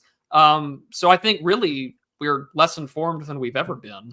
But also the experiential nature of it has changed, at least in part. Before, like, you mentioned late night television and late night news, people watching shows like SNL or whatever. There was, in a sense, a different type of communal entertainment aspect of watching a network show that everyone else watches. Everyone watched Seinfeld. Everyone watched the nightly news. There's a difference between that and, like, going and talking about it the next day at the workplace, to having an instant access to stories as they happen, to reaching out to people, having the same thoughts that you have in an instant, in an environment of internet e-time that is infinite by definition, that doesn't have a same solid sense of duration, in the sense of, like, time moving in discrete increments, and you have discrete slots of television time. The internet is not like this. You can, after the stream, you can access this at any time you want, right? Like, after a happening, you can dig up archives, you could talk about it. I mean, we've done a fair bit of talking about old media on this show. Or even worse, sorry to interrupt, but like the thing, or like with old media, or like looking for a record, like some people just straight up delete their shit because they have to maintain. Like the best example is Matt Iglesias, because like Matt Iglesias was going off talking about like Biden visiting Maui, and our friend Terrible Tao was just like, this is the same douche that was like, giving Ted Cruz crap for going to Cancun during the Texas freeze in 21. Yeah. And I looked up Matt Iglesias' tweets on Twitter, and I was like, he's deleted every mention of Ted Cruz in 2021. How interesting. It's like he doesn't want a record of him being a hypocrite. Machine, but then you can request to delete that. Yeah, you can. You can put in a GPDR request, even if you're not a European, to get your Twitter never to be archived. But it's just funny how people can do that now, right? And you can maintain this record of credibility. But go ahead. Sorry for interrupting. No, but I'm saying, like, I think the communal aspect of it is different in that you're already sort of slotting yourself in the opinions of people that you already agree with anyways. And it's very much like the communal discourse of like going to the workplace, watching the same episode of Seinfeld or watching the nightly news. News and events and entertainment is experienced differently. And this happens even faster from what I know on TikTok. So the burnout rate of happenings, the burnout rate of the experiential nature and the communal nature of it, except for grand totalizing states of exception, like during the beginning of Glovid, right? Where we were in this sort of element of liminality where we could go. I had the same feeling, after 9/11 happened, for instance. And this was way before the internet had really taken over life. I mean, you could argue that 2003 was the jump off, year. So the way that we experience these things are much different. And it's different than I think the sort of the type of experience you can get by looking at something, then talking about it the next day with your worker, fellow workers or fellow office people or fellow academics or whatever. It's just the nature of it. It's instantaneous, but also it's infinite. Like I could like wake up in the middle of the night and there'll still be people in the group chats that I'm in that, you can interact with. There's still people that you could tweet at all hours and it's still there. You could sort of like ride the wave of Twitter Spaces. You could ride the wave of live streams. And, I think that the type of the capacity to think about things, it lacks a capacity for lingering. It lacks a gravity, but it's almost like you're being bobbed back and forth on this endless sea of information all the time. And it takes a heroic feat to sort of decouple oneself and pull back and be like, well, how do we think about now that the news is not just being made by people, but now the fact that we could even know about certain things is because of the people that are like writing about it or posting about it or whatnot. And it's like, not to say that like trusting the experts are like better either, because if anything, like what we've seen is like the expert class has totally soiled themselves. They've maturated upon their own degrees and upon their own, ability to create knowledge. How do we combat this, Gio? Combating it could possibly even be simple steps as, pulling back and truly thinking about what you're experiencing every single day and thinking about how you experience information and content. Like that could even be just like the meditative act of saying, okay, what am I putting into my own soul? I know as cliche as this sounds, but what am I putting into my own soul? And why am I doing this? Why do I find enjoyment in this? To ask those questions in a meditative sense is probably the best thing you could answer for. Because even Byung-Chul Han, like at the end of Psychopolitics, he contemplates this. He's like, well, the only way through is sort of what he calls idiotism, which is to not like to take things as a mirror, to not let them affect you. And of course, he gets this from Zen Buddhism because he is, of course, a studier of Zen Buddhism and Heidegger and so forth. That's really the only thing you could do is to sort of become the, as they say in the Tao Te Ching, the uncarved block, the pristine mirror in Mahayana Buddhism, the mirror that reflects all of life, but does not in turn capture that gaze of life. This is a great example, right? Yeah. Like this is the start of the war back in February of 22. Yeah. And like, how do we know? Well, I mean, other than like the mobilization of troops and whatnot, but like, there you go. You were under attack, Arsler, right? Like here you are, bro. Like that's where we're at. That's a great example, I think, of the world that we're kind of in, where people can report firsthand. Yeah. Yeah, but Gen Z, do you think Gen Z is uniquely victim of this? I mean, it started with us millennials. I mean, let's face it, Well, we've said this before, even before we even started this show specifically, right? Yeah. Digital Archipelago. Like, we had said that you and I can remember a before time, before it was in my pocket 24/7 at all times. Whereas those kids are raised with it. And there was an article I was, it's bookmarked to read later. It was talking about how like 30% of like parents in America are struggling how to raise kids without smartphones or smartphone usage. And it's like, so no, they're victims of it because they're raised in it 24/7. This is the point that James Polis writes in Human Forever. Like, those are the generation that will be catechized by the internet and socialized by the internet. They're not going to be necessarily raised by mom and dad. And that's definitely true, right? When did you first get a smartphone? What age? College. I was in grade 12. No. Yeah, I did.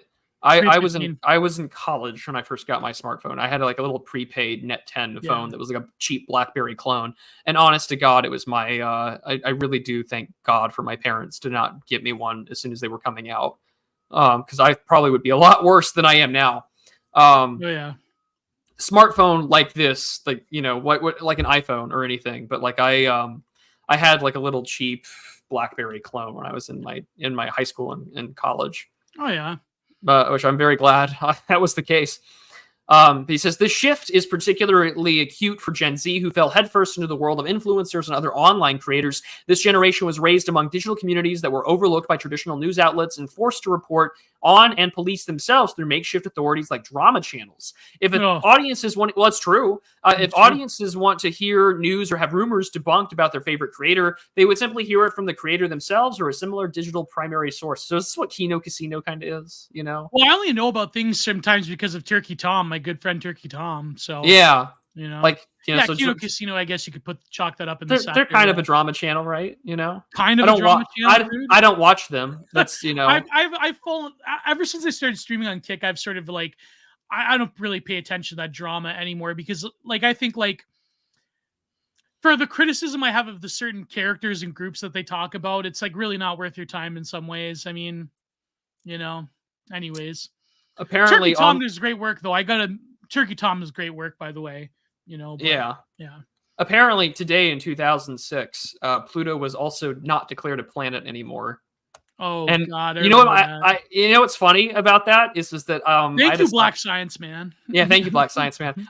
It was very funny because like the take on Pluto that I heard that was like I heard it from my teacher, and like I've never thought about it until recently, where I was like, actually, that was like pretty keyed. Where she was just like, they only declassified it as a dwarf planet because it was the only planet discovered by an American. And I was like, that's the most like raw, like American chest beating. Like, yeah, I was like, I love that. Pluto is a planet. I was like, oh, that works for me. What a base like boomer Republican take. Like they declassified Pluto as a planet because it was discovered by an American. And I'm just like, works for me. It's pretty keyed. It's like they took away freedom fries. Now it's just French fries again. But did O'Reilly talk about it in the Spin Zone? You think the Pluto? I wonder. Probably. I mean, it was news. It was an international thing. Yeah. But he says, member of these communities became adept at a kind of citizen journalism that they now apply to more traditional news, prioritizing a first-person source or someone with relevant experience over expertise of an unfamiliar journalist or stuffy publication. A recent study by Google's Jigsaw unit, published alongside the University of Cambridge and GEMIC, found that this to be the case on TikTok as early as 2018, the year it debuted in the United States, with a participant investigating a rumor that Katy Perry had killed a nun. What? I never even heard that rumor, but okay. That one, yeah. They were disappointed to find no stories from major news sources that definitively answered the question, the study says. They went to TikTok and concluded that if Katy Perry fans hadn't weighed in, the story must not be true. They trusted Katy Perry fans who engaged with reported on her activities daily to know the truth. For what it's worth, what actually happened is a nun involved in a property dispute with Perry collapsed and died in court. Interesting. Okay. Mm-hmm. So maybe Katie really did. In other cases, overwhelmed by the sheer number of news sources out there, the study found that Gen Z consumers would rely on a go-to source through which they'd filter current events. Often this was online personalities with similar value. Oh, God, that's us. Oh, no. Gio, are we Zoomers? Oh no. I get maybe we're like earliest of Zoomers. I mean, oh is god. Zoomer like 30 years old? No, I was born in 92, so I'm not. I'm like the end of the millennial. What is the oldest Zoomer? I'm technically a Xennial, I guess. The oldest Zoomer is about 24. Okay, we're safe. We're safe. Woo! Terrifying. We're like Xennials. Yeah, we are. Yeah. Or Xenians to reference Half-Life. But he says there's a sense of pureness in the independent media landscape, says Jules Turpak, a content creator who covers tech and digital culture. Their audience is witnessing their growth from 0 to 100. Their relationship is built far more personal. The underlying trust is built more friend-like. Oh, give me that friend simulator, boys. Yeah. You know, every dollar that you contribute to the digital archipelago, we just become that closer of your friend, you know. In some cases, this system of small creator news works. Reddit, where Try Guys fans first began speculating in fall 2022, now that former Try Guy Ned Fulmer has cheated on his wife with an employee.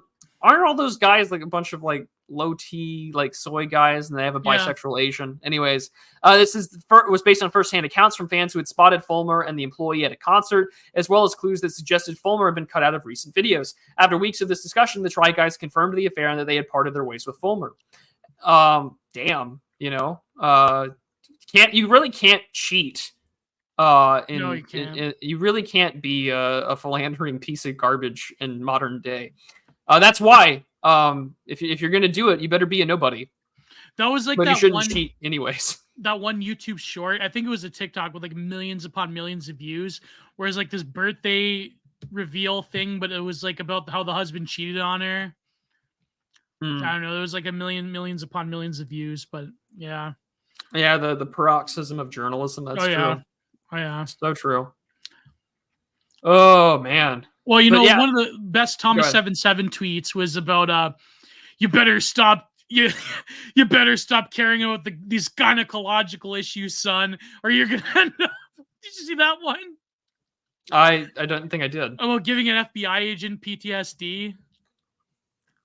I didn't see that one. No, never mind. It's one of the best. Yeah, I probably can't say it on YouTube, but it's one of the best T777 tweets ever. I'm sure Ace in the chat, you could probably post it. Yeah. Zoomed is a construct, or Zoomer is a construct. I mean, like, generational constructs is definitely a more recent thing. Like, notice how that's the case, because like we have Boomers, Gen X, Millennials, Zoomers, whatever comes afterwards, and like I don't think that was as. I think this is a rather new thing. I'm pretty sure that it is, because the big deal about it is that we used to live more intergenerationally. Knowledge used to be passed down from grandparents to parents to children. Now that doesn't exist anymore. And so, like, there's more generational agitation, and we all hate each other because of it. It's just awful. Yeah. Well, we're old. We're cooler old tunes now. So yeah, it's like, And I'm not even that like old of an old head. I mean, I was more involved in Republican politics as a normie back in like 2016 when everything edgy was getting around. But you know, like, such is the case. In other cases, the system can fail in unfortunate ways. Celebrity gossip account Duama took off during the pandemic, for the account owner claims to have inside information that the traditional media wouldn't report on. The account has over 2 million followers. This is often the source of rumors that traditional outlets then chase. But often enough, those rumors turn out to be wrong. Most notably, during the midst of the search about the missing submersible in June, the account posted and later deleted an anonymous tip that all 5 passengers have been found alive. 2 days later, the U.S. Coast Guards announced that the passengers had all died within the first few hours of the trip. RIP. Influencers are becoming aware of their role in the news cycle, for better or for worse. Recently, creator Danny Cabinari went viral for referring to herself as an investigative journalist while on a Shine-sponsored trip to one of their factories. Carboni now used the now deleted video to debunk legitimate reports that Shine's labor violations, which include subjecting workers to 12 14-hour days, permitting just 1 day off a month. When called out for the impartiality of reporting on a company that is in fact sponsoring and dictating the entire reporting trip, Cabarani doubled down. I'm not gonna have that. The Chinese, they pay influencers apparently. Yeah, like I know that Catherine has an article about like America's version of like content Zoomer farms. You know, with this sort of stuff, but notice how the apps are just different. You know, like here in the US, this is what you get, or some weird queer stuff, but over there it's different. Like Did you see that Trump interview with that gay guy? Nightmare Vision posted about? No, I didn't. Where's like an edit where this like sassy gay like political hack guy was like talking about like how Trump, you're a criminal, blah blah blah. It was like, ugh, you know, it was like one of these Trump edit things. It was like the left attempting to do Trump edits. Oh God. Yeah, it was not good. It was on Nightmare Vision's timeline, by the way. I'll have to go look that up. Our good friend Nightmare Vision is someone I'm a big fan of. Oh yeah. You know, he's one of my favorite people to listen to because, as we had said in some chats, it's more or less that I drop everything to listen to Night Owls. Night Owls is like right wing come town is what I've heard the comparison. You know, being an investigative journalist. I feel like future Moldovan doesn't get enough love. We got to send some love out to future Moldovan citizens. Yeah, he really has to shake those rumors that he's morbidly obese because he's not. But, you know, they just think that he is. You know, I think I have this picture in my mind that he looks and has the same body type as Rob Reiner on, not like current Rob Reiner, on like Rob Reiner on All in the Family, where he's sort of like stocky a bit. And he's got a mustache. I don't know why I like his voice makes me think he's got like a blonde kind of like cropped beard and a mustache, and he's got the build of like a, you know, stocky, like kind of like, you know, I don't know why. Does that make sense, Prude? Yeah. No, I get it. He's got the voice for it. Yeah. It kind of reminds me of Rob Reiner when Rob Reiner was young and like, you know, skinnier and a younger Rob Reiner, absolutely. But like skinny but built skinny, you know, that type of body type, Prude. Mm-hmm. It's like if I was like 250 pounds, you know, which I am not. One day, maybe, hopefully. Oh God. But in February 2022, Turpak covered how Gen Z accidentally spread a false narrative about the athlete Sha'Carri Richardson. Richardson was unable to compete in the Tokyo 2020 Olympics held in 2021 due to coronavirus pandemic, but received a 30-day suspension after testing positive for THC. Meanwhile, the Russian figure skater Kamila Valieva was similarly tested positive for a banned heart medication ahead of the 2021 Winter Olympics in December, but was allowed to compete. Richardson and others were quick to point out how race may have played a role in the seemingly contradictory rulings. And an Instagram infographic posted by the Gen Z political nonprofit Path to Progress ran with it. Oh, God, Path to Progress. Yeah, see, there it is, right? Doesn't that like fat Mexican woman that's a Zoomer in Texas? I'm pretty sure. She's affiliated, yeah. Yeah. Disgusting. We took the red wave away from them. Like she had that TikTok. We took the red wave away from them. All furthermore proof that obese people shouldn't vote, you know. Oh no. You don't need a literacy test. I just need a BMI test. Well, you're Canadian. It doesn't like if my vote doesn't matter, you're in Canada, your vote definitely doesn't matter. Well, because even if I vote for Palavra, I mean that's probably not going to matter anyways. I mean, yeah, like the dream of a billion Canadians is God. I just looked it up on Twitter, and yep, that fat one does. But anyways, yeah. It's not even that she's fat. Like even if she was skinny, it's just she's got this like something about she's an innately ugly person. She's ugly inside and out. That's the thing. Like there's something about Zoomer libtards that just annoy the piss out of me. There's something about Zoomer liberals that like are so like annoying and G-slur like that, you know, like that kid that Muhammad, like that kid that got into Harvard by saying Black Lives Matter 500 times, Zayed, whatever his name is. Like just something about Zoomer libtards. It's just like they're worse than millennial libtards in some way. And I shouldn't say that. Millennial libtards are worse in their own way, but it's like Zoomer libtards just really annoy me. They're really like that woman, that Juliana Olivia, whatever her name is. She's just like the smugness, this arrogance. It's like, sorry, Prude, I'm ranting right now. But no. That's why we're here. It's her attitude that I hate. I don't hate her because she's fat. It's her attitude. Okay, it's like this, like like when she said that TikTok about like we stole the red wave from them. It's like, yeah, if you're 5'3", 300 pounds, no voting for you. No votes. No votes for fatties. Oh man, that's my platform. Just no votes for fatties. Oh my God. I'm going to do the whole Ann Coulter, like I'll give away my right to vote if I'm, I'm going to be like the fat guy equivalent to Pearl. Like I'm going to it's like I'm a woman. I'll give away my right to vote for women. I'll give away my right to vote for fat people if that means we're going to achieve Ann Coulter desperately wishes she could inherit the legacy that Phyllis Schlafly left behind, but she just became just screeching. Do you think Ann Coulter wants to be pearly things? She's a little too old for that, but no one wants to be pearly things. Well, true. No one wants to be pearly things. I shouldn't say a lot of fat guys voted for Trump. I mean, I'm being partially just fat Zoomer liberals, no vote. Yeah, there's a lot of fat millennial liberals. I notice there's a lot of fat millennial liberals. The wholesome Chungus, like, oh, I'm like 38 and I've got all my collection of that. And here's our like fur baby cat, and here's like my wife who's basically her mother, because like there's it's that we're polyamorous. Yeah. Yes, Ann Coulter's still alive. Phyllis Schlafly died not too long ago. Yeah. See, like, if you want, can God trade Phyllis Schlafly for Ann Coulter? We're just gonna just necromancy Phyllis Schlafly to come back and be like, I killed the Equal Rights Amendment. I'm back from the dead to kill the CRA, and it's just like, yes, Phyllis, like, let's go. Yeah, young Phyllis Schlafly traded for Ann Coulter. That's we'll trade them, right? And trade out Phyllis Schlafly. We'll just trade out Doug Ford for Rob Ford. There you go. Just bring him in.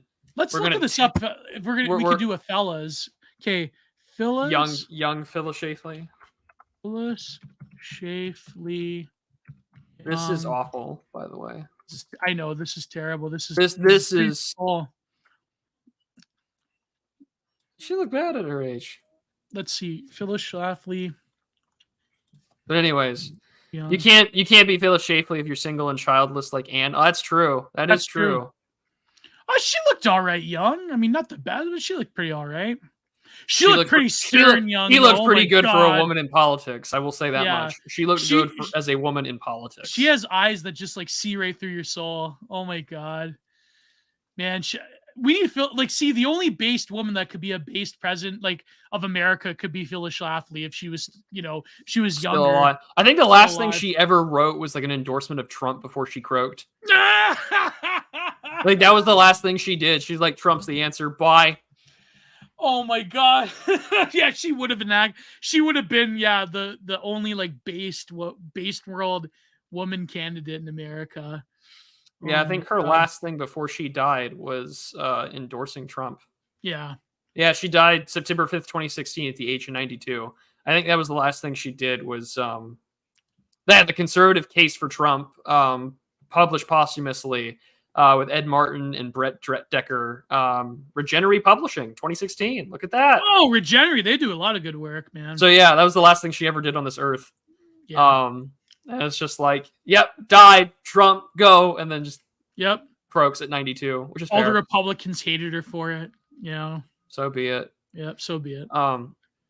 Throughout, all the comments were full of people calling out the inaccuracy of content, asking, who looks at the Instagram comments of these types of accounts? Turpak asked in the video. For current adolescents, schools are making an effort to address this problem, but it's not standardized and can be untouched. It'll be like, don't trust Wikipedia. Laura Hazard Owen, interesting name, editor of the Neiman Journalist Lab, saying that it's not good advice. Wikipedia is a great source to start with. No, it's not. No, it's not. There's no primary sources. Like you look up, like for instance, like if you're interested in looking up the Apostle Matthew as an example, you know what gets cited? The Talmud. Interesting. Blackiston's. I wonder what Coding Socks editor of Wikipedia put that in there. Blackiston's Gen Z focused media company, shit you should care about. Yeah, see, also this. I'm not I shouldn't curse, but I do, and that's unfortunate. That's more millennial coded than Gen Z, though. I mean, Gen Z is swear. I wonder. I'm gonna go look up, and we're gonna look that up in another tab. Caroline. Oh no, wrong person. Okay, yeah, cool, interesting. Jared like Black. After life. That's like millennial, man. Yeah, it's like the I used to be a miserable fuck type deal. Yeah. But they is careful about using only legitimate sources in their daily newsletter to establish news outlets that 77,000 readers wouldn't pour through themselves. Blackstone leans heavily on personality to maintain the trust of the younger readers and to prevent ever seeming too much like news with the capital N. Ooh. You don't want to be that nasty N-word, the news. Every dispatch begins by addressing the readers as little shits and written informally in first person. Oh, God. That's so millennial, man. That's too millennial. Ugh. Yeah, I'm going to say what the actual fuck. That is annoying, honey bud. Yeah. Yeah, I'm not a fan. I'm kind of just scrolling through to see what else the problem is. The news media machine also emerged from the ashes of a decimated traditional news media ecosystem. In 2022, Northwestern University's Medill School of Journalism, Media, Integrated Marketing, and Communications. Wow, it's a lengthy name. Y'all should just like turn that into like journalists who don't read good. Found that local news outlets were folding at a rate of 2 newspapers per week. Yeah, and they're all getting bought up by megacorps. Yep. The media industry announced that more than 17,000 cuts in the first half of 2023, the highest year to date on record. Cable news also saw a drop this year, one that isn't likely to dramatically reverse, as only 6% of Gen Z claim to watch cable news daily. And I guarantee you that 6% of Gen Z were just voting or just tuning into Tucker Carlson. Yeah. And 48% claim they've never watched it at all. I mean, I only see cable news when I'm like at an airport or a gym. Internal struggles aside, the choppy and competitive waters of today's little news environment means that in cases of little Tay, outlets similarly can get duped, losing readers' trust and diving them back into the creator ecosystem. Often news organizations do make bad decisions, Owen says. You can sometimes feel like you're in the murkiness of, oh my God, I can't trust anything, which is such a dangerous place to be. That's where I think this is where the state wants you to be. Yeah. The only thing standing between true and false might be one single creator. Sapar, a TikToker behind Under the News Desk, didn't have a journalism background when they first joined TikTok and planned to use it as a place to post culinary videos. I originally wanted to do video game reviews. I feel you. But their quick takes today news items ended up winning them an audience. Now have 3 million followers tuning in to the daily political updates filmed, as the name suggests, under a desk. Ooh. The Los Angeles Times tried to do their own thing and recreate the success. The Washington Post account shot to fame in 2019 thanks to Jade Jorgensen's irreverent reimaginations of the news, and has since earned over 1.6 million followers, and a handful of additional hosts, including... This is all just Gen X marketing executives trying to make the news sexy again. That's never going to happen. I'm sorry. Yeah. Chafe as legacy media might, Gen Z is giving them no choice but to adapt or get lost in the algorithm. Google's Jigsaw study found that young news consumers were reluctant to proactively sift through information. One participant said he's felt no need to search or follow news and politics. When stuff is important, he says, it gets shared as long as it's not the legacy media doing the sharing. Yeah. Yeah. I think legacy media, they've pretty much been apt at like using proxies to get younger people to like be in the exactly. I would trust Real Raw News, exactly, Fishy Pansy. What they've done, you know what the real testing ground was this for millennials? What news organization on YouTube back in the day? I mean, I couldn't tell you off the top of my head, actually. Come on, Young Turks. Oh, well. And I mean, even that had its start elsewhere, like late night. No, but what I mean is that like it was an internet-based news organization. Yeah. That then later was appropriated. They're so irrelevant to me now. I don't even think of them. Oh yeah, no, but there was this whole push to get them an MSNBC. Do you remember this? There you go. New Angry. Yeah, exactly. I mean, there was this push to get them on MSNBC because of their appeal. And it was sort of like this, we're pretending that it's a grassroots campaign, even though the marketing executives MSNBC probably wanted to make that move, right? It didn't happen for whatever reason. I mean, they were there for a brief period, but it's like, it was testing how you could take a creature of the internet and apply it to the dying legacy media. And there's all sorts of examples of this. I mean, like, even conservative media does this. I mean, Tucker Carlson was a master of this, getting like frogs or frog adjacent people to at least, I don't know. I think that the legacy media, they're really in a crisis right now, and it's going to be dark for them. I mean, which is a good thing. But then what we're faced with is something in some ways kind of worse. I'm not really worse, but like different and bad in a different way, I would say. But then again, the real pioneering internet news exactly was This Week in Stupid. Sargon.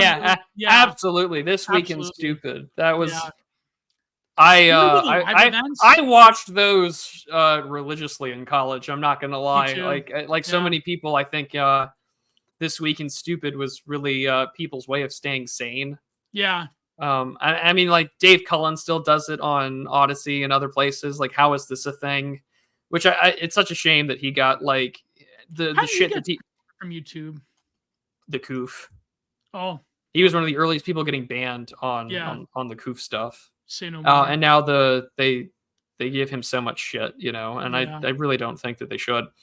But that's sort of the way things are. But I thought this article was interesting because it's just like the parasociality of the news has made things really like, I mean, we do it, and it's sort of the way of like, I don't want to. Doesn't V do This Week in Stupid? That's a name I haven't thought about. Yeah, he does a long time. I don't watch Romanian TV. He was never my guy. He was the main carrier pigeon of Sargon. Yeah, but maybe it's because maybe it's just because I was like maybe just because I'm ethnocentric. I just preferred the Anglo over Romanian. No, but I think like plus like the little Tay thing. Remember when flexing was like a big thing? Is it still a big thing? The flex online stuff, flex things. Like what, your followers or like your money? No, it was wealth. She would do like, I look at my like, you know. Well, she doesn't do anything. That was the thing that the article pointed out, was just like, oh yeah, like got popular and then done. No, but like the rich people doing the flex videos or doing like the like, you know, it went hand in hand with grind to it, like with grind, like the grind, you know, grind set people. Yeah, it's like they're rich quick, like, you know, Grant Cardone type of content. Well, or that trend on TikTok where it's like, I have a 501c3, and as a black guy, I went into like 5 different banks and got like 20 different business loans, and now I'm just going to flee the country. And you're just like, whoo, that's a flex. There's no multi-level marketing going on there whatsoever. I'm sure that there is, you know. Yeah, exactly. Yeah, there's no pyramid multi-level marketing. You're telling me that, you know, if I just do this under your company and I take out a loan, that money's mine? No way. You know, I'm sure that there is. I mean, outside of bro tubers, not really. I mean, like the like trick shot videos with like the chai is just like white frat guy culture, and it makes you kind of nostalgic for that. So you certainly do miss it in that respect. Speaking of white frat guy culture, do you remember Does It Microwave, or what would they call it? Yeah, or Does It Blend? Does It Blend? Yeah. Then there was Can We Microwave This? That's what it was called. Jory Karen.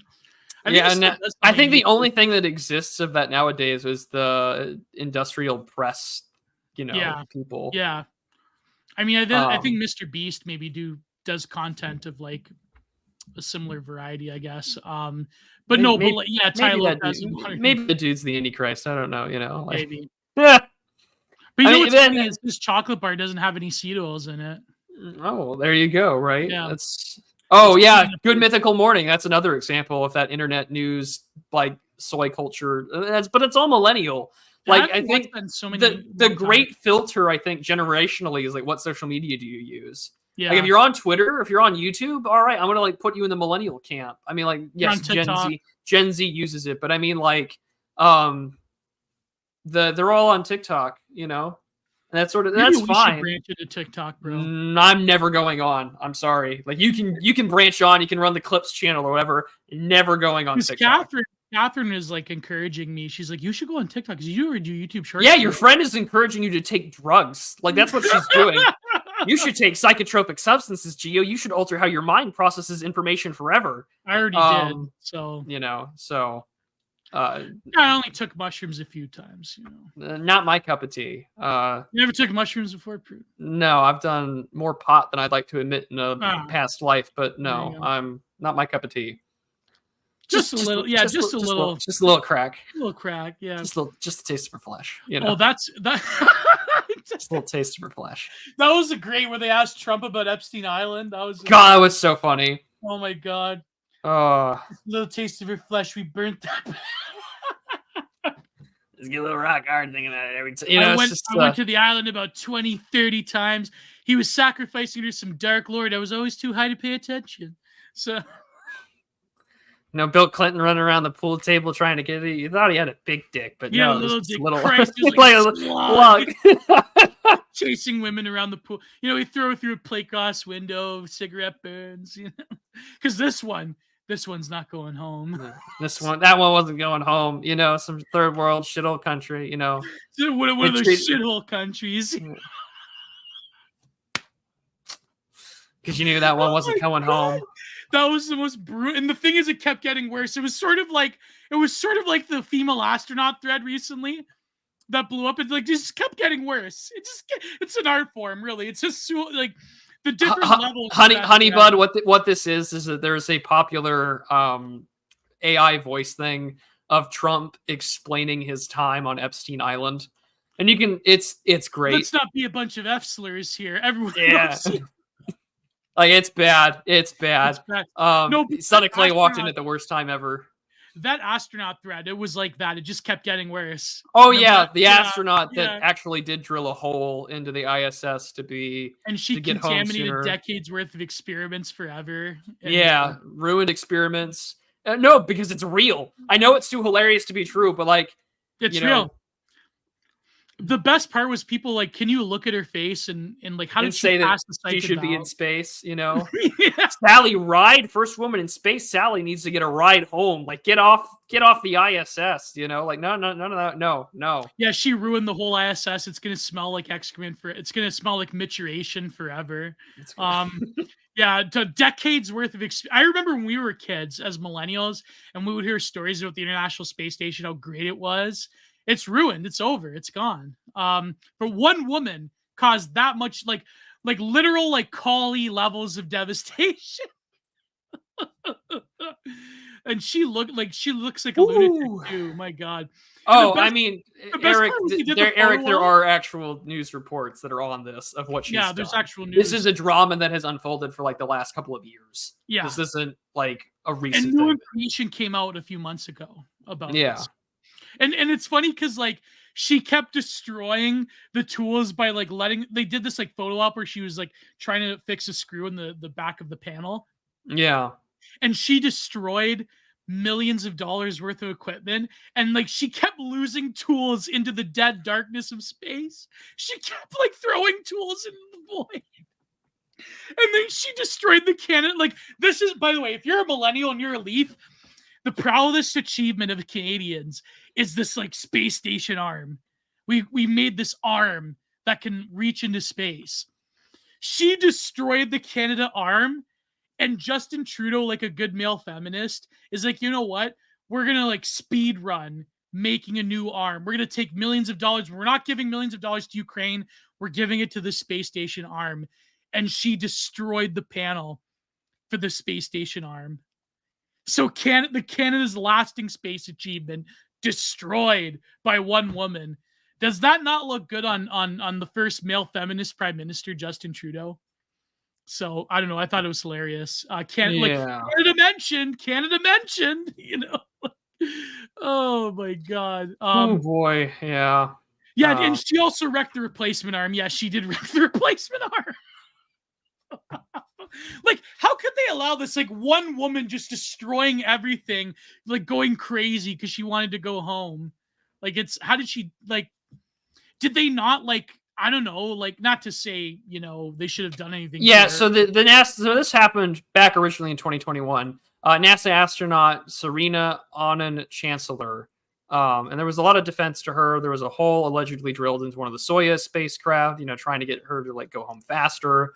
Mm-hmm. What has brought this back into the news is that, what was originally baseless Russian accusations is actually, there's more evidence to back up. Yeah. That it wasn't just a hole drilled. There was a lot of other stuff about like debris that were, flying out there, that there was issues with, the and restroom. Houston told the other crew members, they're like, you're on your own with this one. We can't. Yeah. So like, she destroyed the toilets. Yeah. That's why she was in a lot of the ISS guys were in diapers for a long time. And then get this, apparently a smell stays in the space station forever. And there's just like this oily, like chemicals everywhere. She exposed the whole crew to radiation when she did her little space trip. her suit was chock full of like radioactive sludge that was built up in the systems for like, multiple decades. There's like basically like the smells of the space station is corrupted forever. Every surface is covered with either excrement or oily substances and skin particles. Yeah. So it's nuts. But yeah, it's $250 million to fix one woman's melty. Just smells. Yeah, it just smells. Don't worry about it. Yeah. No science, just vibes. The UK New York Post reports the United Kingdom's first womb transplant deemed massive success. Whoa.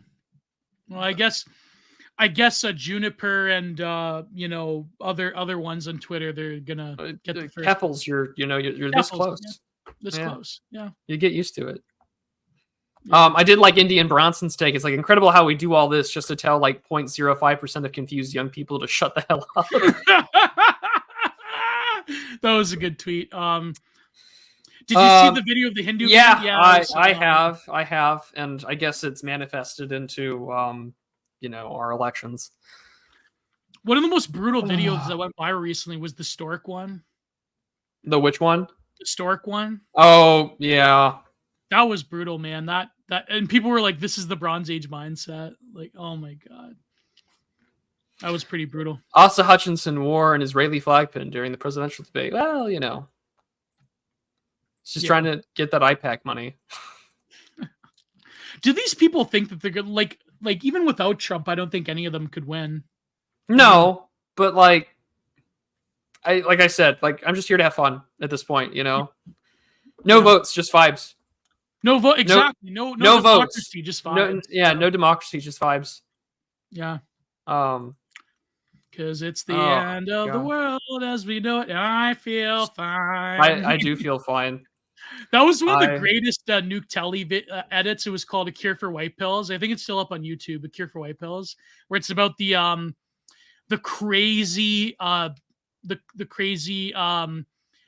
Infanta, Eider. Someone's saying I'm pronouncing it wrong. I don't care. I'm sorry. It's the same thing with certain individuals that think that there's something that they're not.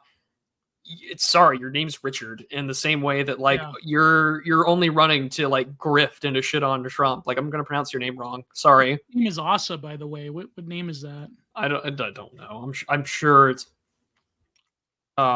name origin. That was another thing I wanted to mention. Chris Christie. It's of Old Testament origin. Like Chris Christie's absolute insane anti-Russia, pro-Kiev regime. He looked really he looked way browner than he's ever before. Did he get some sun? Yeah. In Jersey. Chris Krispy Kreme, so true. Chris Krispy Kreme. No, he had he was reading off headlines from the Kiev Independent almost. He's like, they R-word the women, they steal the toilets, they did that. It's they rounded up all the children and stole them, even though I believe Russia still has the most amount of refugees from Ukraine in their borders, which makes sense because a lot of people in the east of Ukraine, they have family members in Russia. And there was a story that they're it's like Colonel McGregor telling you basically to early life check people. Yeah, Colonel McGregor. Yeah. No, but they're they're stealing the children. They're teaching them to hate their own family. It's basically Rwandan level, teaching the child soldiers to go and redact their own family, like they do in Africa. No, a lot of those people, they fled the East into Russia. This is insane. Chris Christie is I didn't know he was an insane neocon. He's been on the beach with Biden. He doesn't look good on the beach. Oh, do you remember the hurricane? He doesn't have a beach bod. He's too wide. No beach. No beach bod. Did he have those photo ops with Biden during the?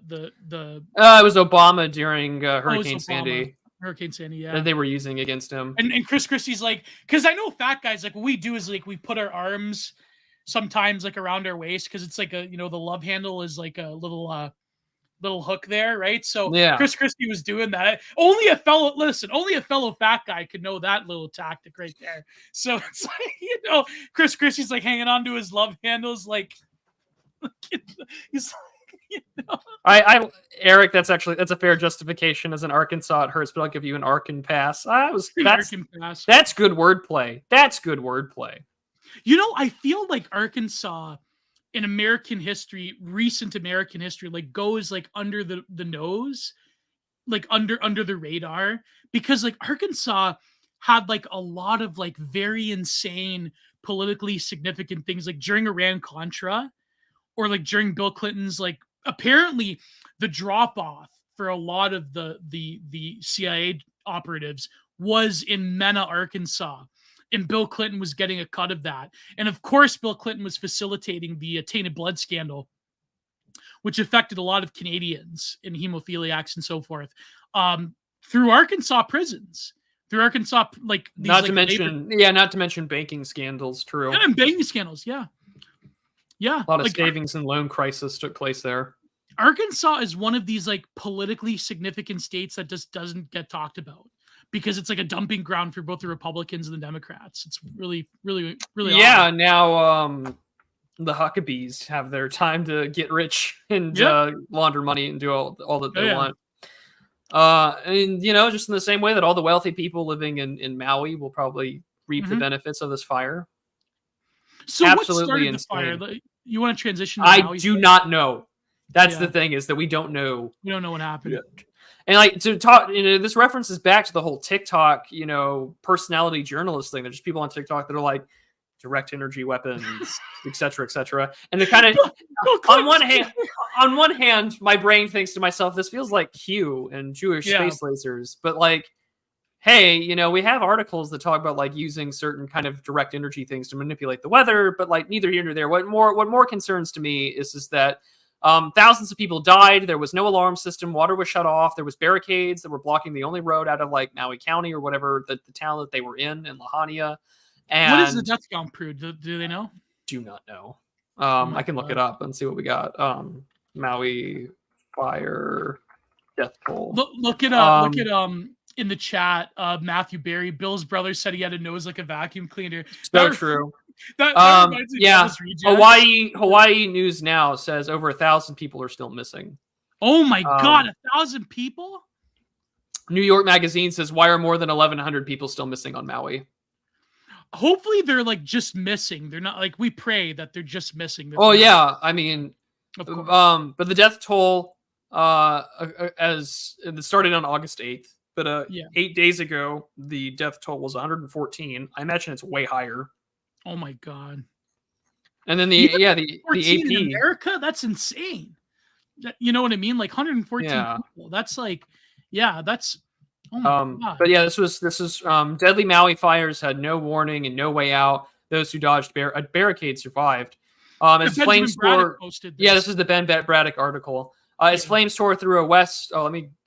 Screw you, Associated Press. My ad blockers will take care of this. Associated Press.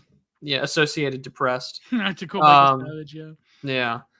They say a flash drought in the region provided plenty of kindling. The Hurricane Dora brought strong winds from Maui as it passed through 500 miles of the South Hawaii island chain.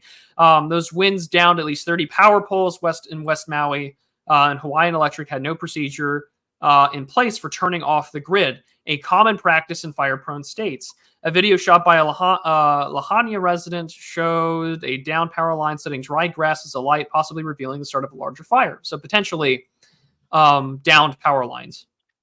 Did it surpass the death toll of the fires in California in the 70s? That's a great question. Probably not. It already said the highest natural fire death toll in America. If it's 1,000 people, that's insane. That is like, well, how many people died from Hurricane Katrina? Was about. I don't know. Hurricane Katrina death toll. I already got you. 1,833 is the official number. Wow. But you think about the landmass of all of New Orleans. Well, NOLA, right? But I mean, that place is huge. But not just New Orleans, because you got to think Mississippi, and people forget about this, but I just find it really awkward. I just find this really Alabama. the only thing that makes me feel weird is that the Maui police chief is the same guy from Las Vegas. Oh my God, really? John Pelletier. Yeah, that's the only thing that makes me like just knee-jerk reaction tells me something ain't right here. Yeah. Why is the guy that was on part of the investigative team with the Stephen Paddock shooting now the Maui County Chief of Police? Really gotta wonder. Really it does get the noggin jogging. I think though, Prude, I mean, I want to err on the side of caution. Same. I think that this probably is naturally caused. Oh, probably. I think the response. I think this is a genuine competency natural crisis disaster. deal. It's a competency crisis. You don't have a procedure to shut down the power grid when there are down lines, or parts of the grid when there are down power lines. Right. Like that just screams. Like, I live in the middle of nowhere, but I also live in a fire prone area. Our local volunteer fire department has like policies with the electric company on how to respond to that and how to like shut down the grid to do these things. Where I live in Ontario, we have Hydro One, and they're pretty good. They're pretty decent. And it's like if something were to happen, I mean, there's been cases out in the middle of nowhere in Ontario where they have like, little tornadoes and stuff like that. They shut down the power. It's like, it's just prudent. I mean, I said the thing. Yeah. But no, it's just prudent in that, if there are huge down power lines, like that's a mess for people that are trying to escape, for rescue workers that have to deal with that. I mean, yes, it sucks to not have power, but it's Maui. It's not the fucking winter.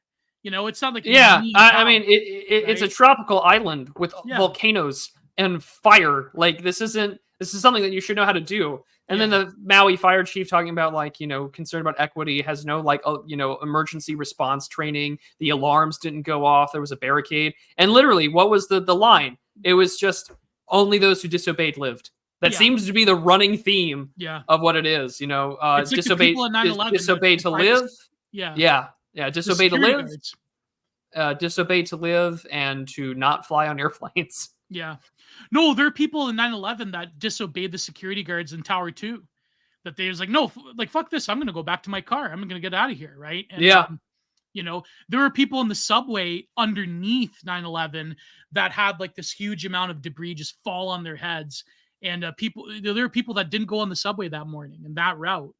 And because you know how like the subway in New York, like it goes right up into the towers, right? So, no, but Maui, like, what was that guy? He was like some like managerial person that said that they didn't want to release the water because of the environment and. I can pull it up because I wrote about this on the Old Glory Club. Talking about when you're in charge, they just let you do it. Yeah. Well, there are people that rebelled against the hijackers on 9/11 that they ended up dying, if I recall. They're the ones that crashed in the field in Pennsylvania. Yeah. Hawaii official concerned with equity delayed releasing water for more than 5 hours as wildlife rage. Report from the New York Post. Why? What was his reason? Access to water should be predicated on conversation about equity, according to a Hawaii official document delaying access to water during the Maui wildfires. M. Kaleo Manuel, former deputy director commission on the water resource management, waited more than 5 hours to release the water during the wildfires that devastated Maui. But equity is you just give water to everybody. I don't understand this. Equity is making sure. How do we make sure that the indigenous people and the non-whites or whatever? I don't know. I think white people and indigenous people, they burn at the same rate. I don't know. Yeah, but they want to make sure that one burns less. I guess I don't understand. Like this literally. You know what this is? This reminds me of This Week in Stupid because I remember Sargon back in 2015. And welcome to This Week in Stupid for the week of August 24th, 2023. Yeah. No, but he would always say that eventually, like woke policies would lead to people's deaths. There you go. Like there you go. There's going to be a lot of people that are going to die because of the coming. And Morgoth had a video on this recently. He cited an academic paper that I don't know how they. Like they call it die for a reason. Exactly. Like it's like there's a lot of people that are going to die because of the competency crisis. It's just like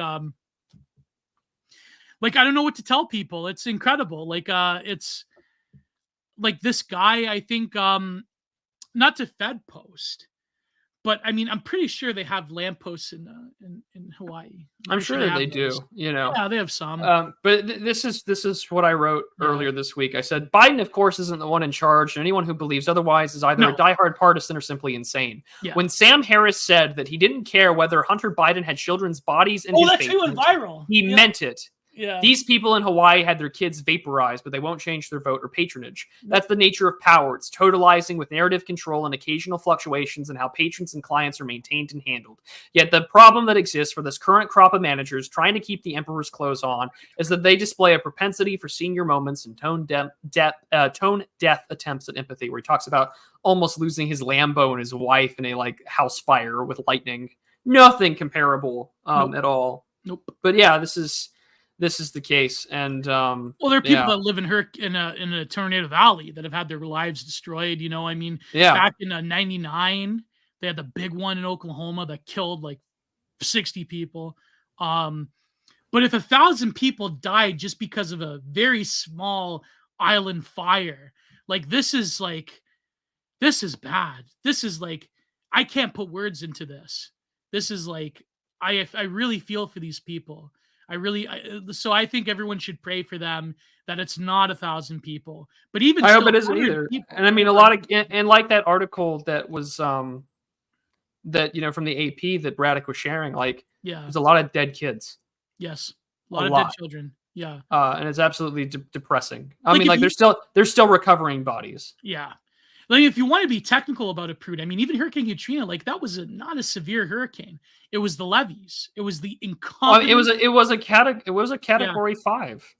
Well, they said that it wasn't as bad as it could have been because of the levees. If the levees didn't break, then maybe it wouldn't have been as bad. Well, yeah, but they did break. That's the deal. Yeah. And so I mean, this is why everything from the issues over Taiwan to Ukraine is such a huge test of the competency crisis. Because I don't we have to arm and let other people fight wars, because I don't know if America could actually do it. Nope. That's I mean, well, look at what happened. Well, Louis Cachet mentions FEMA. I mean, FEMA had the trailers with carcinogenic chemicals. These people. There were old people. There were these old Black people in Louisiana that stayed because they thought that, you know what, we remember Hurricane Betsy, and it was nothing. It was just our ankles got wet, And so there was old people, especially old African American people, that they remember Hurricane Betsy, and they were in those towns that were affected, because back then there was still segregation and all that. So, no, they're yeah, it was just another Hurricane Betsy. Who cares, right? Those people, they were severely affected. And then there was all this other stuff about Katrina. All this, I remember Borzy back in the day posting about this when he was still on Twitter. Very scary things in Katrina, mercenaries on. This is not confirmed for YouTube purposes. We're not, conspiracies, but there was evidence of mercenary groups operating in Katrina. The stuff that happened in the hospital. Yeah. Which has been also dramatized in television now. Yeah. But I think it has its own movie. Oh, it does. Is that the one where? I know that there's that one with Chris Pine where he's protecting his baby, his newborn, in the incubator. Yeah, I'm pretty sure. There's other ones though. I mean, there's a lot of insane things happen in Katrina, and people this is why the Digital Archipelago. I mean, we talk about the Bush administration years, and not just because you remember, because we're old. The heads, Bushies, right? the Bushies, yeah, the Bushies.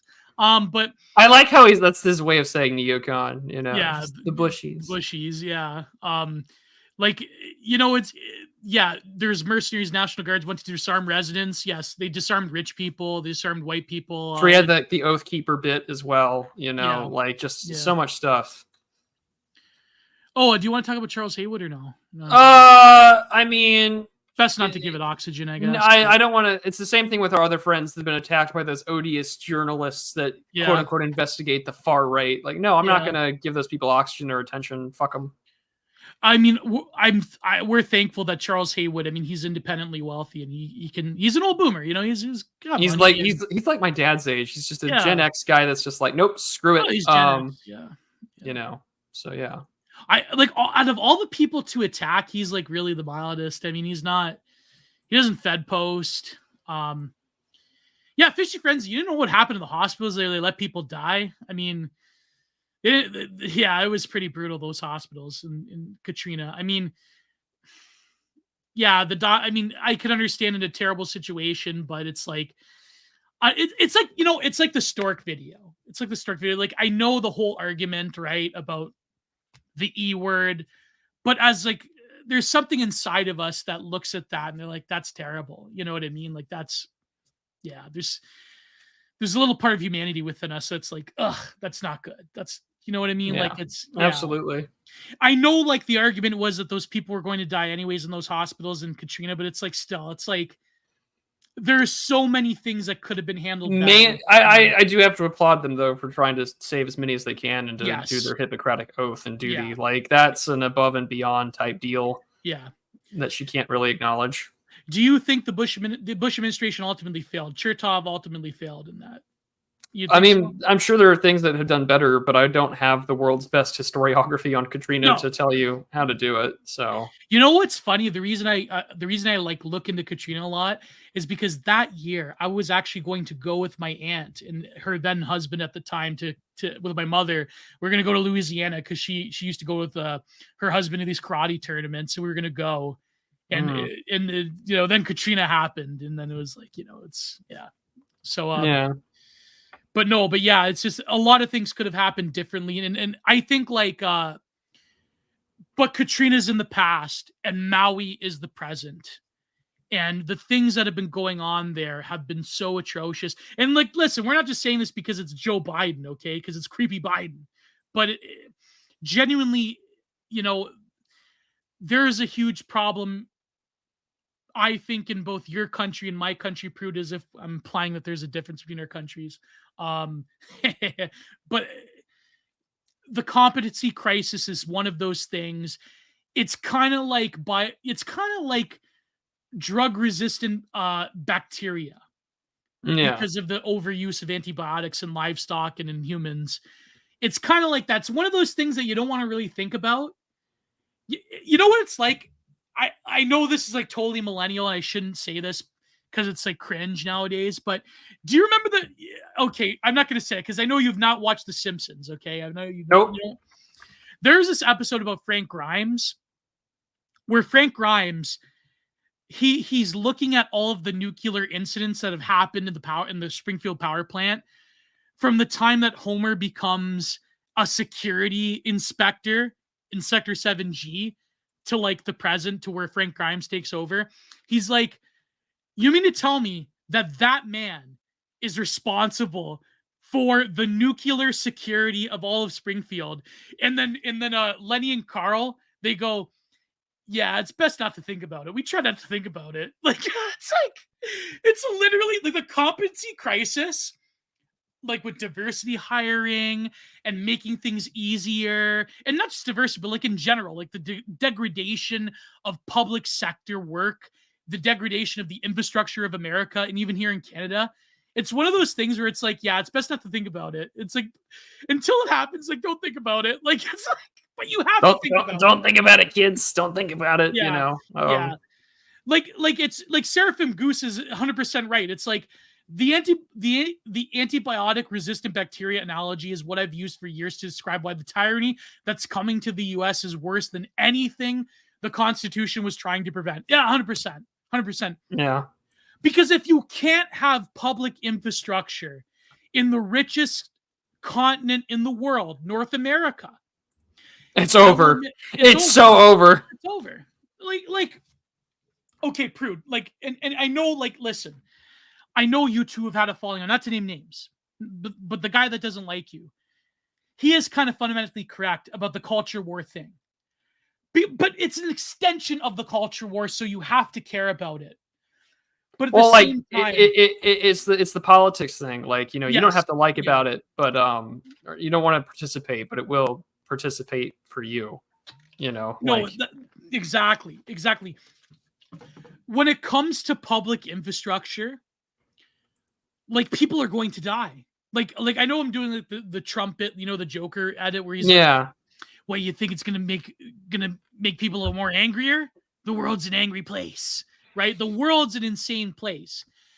Now, we look at like I know especially like Zoomers on the political right, like like the rec threads on 4chan about China, how like China has all these like terrible infrastructure, which they do. Like China's abysmal for the infrastructure, but like when you see those videos of people in China getting swallowed whole by their own streets or by elevators, that reality, it may not be as bad, but that reality could one day come to America, in Canada and Britain and France. It's one of those things where it's like you don't want to think about it in those terms. But I mean, it's one of those things, like having come from a construction family, it's one of those things that just like it really. I remember one time, there's a little personal story. I remember one time I was helping my old man, and we had this concrete truck driver from Lafarge, and he goes, "Oh, you guys do good work." And my old man's foreman, he goes, "What do you mean do good work?" He goes, "Oh, you guys do hand finish, you do a good job." He goes, "Where I'm from, I do a lot of these bigger jobs in Toronto, where it's like a lot of these crews, like even the union ones." He goes, "They don't, like, they just tap it with like the industrial tamper, it's like a vibrator that they put on the concrete walls, right?" He goes, "No, they don't finish it. They just like slap it up, and it's like," I'm like, wow, that's like it's a dying art form to do a good job with concrete. And I'm thinking like this cycle is repeating over and over again. And as much as we hate the boomers, and this show has bashed the boomers left, right, and center. Hope you write that stuff down. Otherwise, we're going to lose out on like concrete and stone masonry techniques. Like we forgot how the Romans did shit. Yeah. Well, waterworks, carpentry is a big one.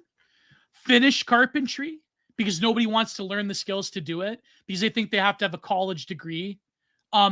If you're lucky enough, if you like working with your hands, go and find a boomer finish carpenter, and you will get good money. It's hard work. To be a framer is very hard work. Yeah. In terms of carpentry, I've done a bit of it. It's bad. It's like your back is screaming at the end of the day. But all of these things that should have been passed down to people. And I get I like this. Yeah. It's a Fiverr world. Yeah, it's a Fiverr world. Exactly. Yeah. I mean, that was Vivek doing a Trump impression on the debate stage. It was just like, all right, we paid an Indian guy on Fiverr to do a Trump impression. Here you go. Yeah, Bell Phosphorus 9. Yeah, HVAC and mechanical skills. Like, and the thing is, like, I'm not these people that think that the ruralism is an escape or you should like embrace the trades. Like, no, I think like if you have an ability, you should probably maybe try to fly under the radar in academia. I think the defining difference when it comes to those debates about like blue collar versus college education is like how fast do you think the society around you deteriorates? Like once you know your timeline, like. If you think collapse doesn't happen in your lifetime, cool, then probably pursue a college education, whatever. But if you think it's going to happen sooner rather than later, then I see why people are more hammering on about the trades. Like that whole debate, even with the rural urban distinction, right? That whole debate comes down to what's your timeline on how well like the country can stay afloat. Yeah. Yeah. 100%. Like, I get the arguments by people like Scott Greer. I agree. Like, I think like as a product of academia myself, but yet having someone that, I come from, a semi-working class background, right? Like it's a lot of these things are going to disappear. A lot of the incentives on the ground are there, are going to disappear because the way, like, for example, here, if you were a construction worker here in Ontario, you either go to a union where they pick up any scrap and like they do a schlocky type of job, or you try to start your own company, and all those companies are going to get wiped out in a few years anyways because they realize how hard it is to operate a small business. And so if you can find a good contractor that has been in business for a while that wants to like maybe hand the reins over to you one day and all of his contacts and all of his customers, I would do that, because the union jobs, they will pay you a lot. But they have their own problems, right? Working in these big crews. You're just a number to them. So, I mean, the trades, if you are devoted to them, they do destroy your body after a while. That's one thing, especially construction. There are trades that don't necessarily destroy your body after a while. Like HVAC is one of them, unless you're doing industrial HVAC. That does destroy your body. But I mean, if you're willing to work hard labor, if you're willing to actually work with your hands, then yeah, there's plenty of opportunities. There's a lot of old boomers out there with a lot of dying small businesses that want to, because their kids don't want to do it, that want to pass the reins over to someone who's passionate. But it's so hard to get competent people. It's so hard in construction and concrete. It's hard to get competent people that have a brain on them, that know what they're doing, right? That don't want a bunch of, yeah. So, I mean, again, it really is that debate over timelines. Yeah. It really is. Yeah. Yeah, see, Joshua, our good friend Joshua Ham, like, yeah, push your daughter into being a vet tech, animal husbandry, oldest son to, what does he say there? Oldest son to go into carpentry, general contractor, I need help building. Yeah, there you go. There you go. Take the Wrangler Star route. Wrangler Star is actually, he's like based Fed poster now. You know Wrangler Star? I do not. Yeah, he's like got millions of views on YouTube. He used to work for the forestry service as a firefighter till they kicked him out for some stupid reason. He's a based Fed, like boomer Fed poster now, Gen X Fed poster. So, oh boy. I mean, at the very least, you should push your son to be a warlord. Yeah, there you go. These were advertisements that were playing outside of the debate stage in Milwaukee. Do you know the origins of dark MAGA? Listen, Jack. It comes from LRAD. We're snapping your kid's nuts off. Listen, Jack. Cutting his dick off. That's my trans daughter. Yeah, my wholesome trans daughter in the coding socks that has a plushie goes to bed at night. Oh my! Plushie. I think it's my I don't know if it's a Howling Mutant tweet or not, but someone's got like the plushie.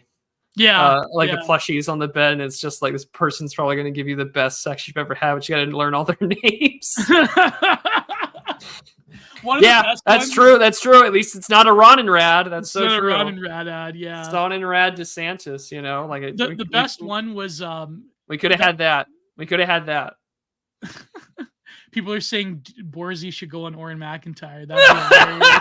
That'd be hilarious. Like someone from TRS going on Oren McIntyre. That's how you know that. That's when you know that like the complete takeover of right-wing media institutions is taken over. Imagine like Mike and Sven going on Oren McIntyre. God, that'd be hilarious. Oh my God. Whoa.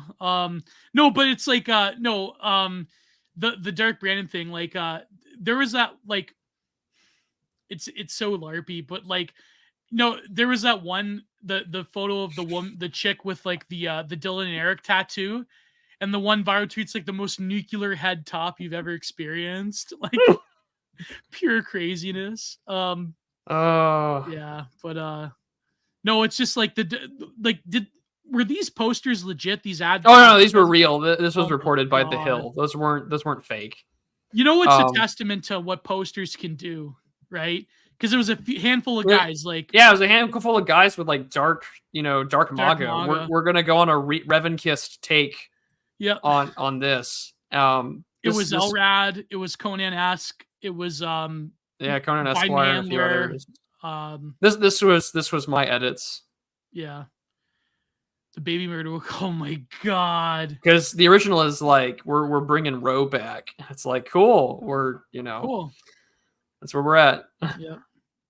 That's a big issue, eh? That's the big sacrifice. It could be. Well, they already had a big sacrifice. It was the Maui fires. Oh yeah, there you go.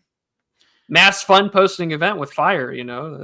Yeah, but Paul started on 8/8. Yeah. Those are some of the things that Braddock also tweeted about. Oh yeah, that's right. Yeah. But remember, kids, this is it. We are a firm. This podcast hates the Antichrist. Yes, we truly do. I hate the Antichrist. We hate the Antichrist. I guess the last thing before we head to Super Chats was just like, so, rip Priggy. Yeah. So Prigozhin. Well, yeah, I'm going on the war report tonight, so Prigozhin died. Yeah. What's there to say?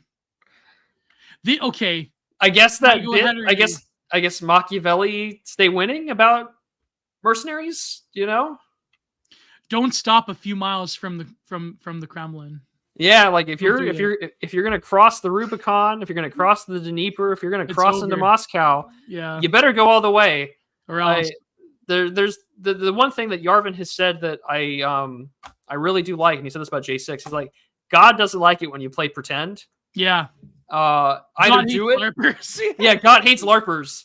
God hates LARPers, theory cells, and lawyers. Like, oh man. no half measures, Walter. Yeah. Yeah. Can you imagine that? Aval Noah Harari trying to cross the needle into heaven. It's only been 2 months since the alleged coup. Yeah. Alleged or attempted. I guess it was real, or like, oh, these guys got close to Moscow and they were protesting about money or ammunition and resources, but like, no, that was kayfabe though. That was okay, but like, still, you don't have someone make an international mockery of your like rulership over a country. Yeah, you got to kill the guy. No, it confirmed that the coup was real. It confirmed that the coup was real because people were speculating that the coup was a way to draw Ukraine, and by virtue the State Department, into a massive blundering counteroffensive, which by the way happened anyways, right? Like the Ukrainians have lost about 30,000 men dead from in a 3-month period, right? So they speculated that because they treated Prigozhin with kid gloves, that they let him go off in Belarus, he could still have his assets in Maui and in Niger and elsewhere. And that they basically are doing like this whole like, we did it together, sort of like, sort of like if the Montreal screw job was an inside job sort of deal. Yeah. But it turns out that maybe a lot of that, like having meetings with Putin through the emissary of Lukashenko, that a lot of that was probably just kayfabe on the Kremlin's part. And then actually, they were probably just lulling Prigozhin into a sense of security, false security. So it's like, I think that this plane crash has confirmed that like basically the whole coup attempt was real and that Prigozhin probably wasn't long for this world. 43,000 dead in 3 months. Yes. Yeah. And I believe about 12 to 15,000 dead Russians. So yeah. I mean, at the end of the day, like I would, the U.S. could end this war if it really wanted to. It could end overnight. Just not giving them stuff. It could end overnight, and they could just be like, "Hey, you, Zelensky, you want to live and have your like little yacht in Florida? Yeah, fucking surrender tomorrow. Like, otherwise we will kill you. Like that, it would be that it'd be that easy, right? But they won't. They could still retain Odessa if they give the Russians just the eastern part of Ukraine. But again, they won't, and so it's a shame to see a bunch of, people with ethnic axes to grind, with an ethnic axe to grind president, watch as a bunch of like predominantly Orthodox people kill each other. Yep. And the thing is though that when it comes to the ammunition thing, it wasn't that there could be a case made that Wagner did need more ammunition because they were the spear of the attack. But notice how when Prigozhin was bitching about ammunition, the huge firestorm in the cauldron of Bakhmut, now Atramovsk, Bakhmut, let's still call it Bakhmut, that huge fire cauldron happened. And so, like, as soon as Prigozhin was complaining, he got what he wanted. Really suspicious, right? Yeah. There were things that Prigozhin got away with that no other commander, even during Chechnya, would have gotten away with Putin. Yeah. I think maybe there were factions in the Kremlin, including Putin himself, that probably had enough. They're like, you know what? He's like, and okay, I'm not going to name names, Prude, for the sake of the show, but there are certain like people in America. They're like certain like talking heads. They're like, oh yeah, mission accomplished. NATO did this. NATO did this. There were no incentives for NATO to kill Prigozhin because the only argument is to get Wagner out of Africa. But even still, whoever they put as a replacement will just be more of an emphatic Kremlin shill. Yeah. They're going to be 100% controlled by Moscow, by the Kremlin. And so that stuff in Maui, in Niger, that's going to continue. And the stuff in the East, Wagner was already getting incorporated into the regular Russian army, the way that they incorporated Azov into the regular Ukrainian army, right? So the only possible interpretation for NATO killing Prigozhin is because he was kicking up dirt in Poland with Belarus. But even still, why would NATO not want Belarus to declare war on Poland so they could just get the Polish army involved in Ukraine? Why would they not want that? NATO actually benefited from the chaos that Prigozhin brought upon them. So I personally think the Kremlin did this. I think Putin, he just had enough of, like, he said this in the 2018 interview. He's like, can you forgive people? He goes, yeah. He's like, what can you not forgive? And Putin just said betrayal right off the bat. Betrayal. I can't forgive that. So, yeah. I guess. Well, what do you think, Rude? What's your interpretation? You think the Kremlin did it? To me, it seems more likely. You know, I don't see, if someone else did him, like, cool, it's potential from Matt Rock's point. I mean, like, there are rivalries within the Ministry of Defense that would probably want them gone. Probably doesn't make the Ministry of Defense look good when a private military company is doing a better job than you are, allegedly. Well, apparently Gerasimov too. I mean, Shoigu really hated. Yeah, but then again, right? Just the Gigavax pilot, who knows? But I'm more inclined to think that they, someone was out to get him, regardless of whether it was Putin himself or someone there. Like, hey, like, clearly you can't have something that's not permanently under your control. And if a lot of the chain of command of that, of the PMC is dead in that aircraft crash, then the MOD will probably want to take them all. Oh, and they also got that neo-Austrian painter fan that was the only other commander of Wagner that went along with him. That guy with the Zig runes. Yeah, they got him too. And he was the only guy that really rebelled against the Kremlin during the whole coup. So I think, Shoigu is a good candidate because, like, Prigozhin really hated Shoigu. He, like, called him out and he, like, made him look like a J-Brown, and Shoigu had to take it because I guess Putin was, like, putting, like, the hand on Shoigu's shoulders, like, yeah, don't worry about it. Don't worry about it. Right? So, it's very mafiatic in a way, but this is the way it is. You think the Western governments are any less mafiatic? Come on. Oh, please. We've killed plenty of people. Yeah. in What's our funny own political rivalries. Yeah. Like, does everyone forget that they killed the, boyfriend of Kemp's daughter, during 2020? Yep. Hey, Trump, it's funny because Trump, he had kid gloves of the CIA. When you really think about it, like, in the Garrow's article, we'll probably read this next week, he basically confirmed that Brennan is a communist head of the CIA that was tasked to spy on Trump by Obongo. So, hey, come on. Like, that, can you get any more mafia in governments? Yeah. It's like, it's like that line from Stalker where the professor, he's like, after he called his supervisor, that was the funniest moment in Stalker. He's like, do you realize what's going to happen when people know about the vault? People know about the room.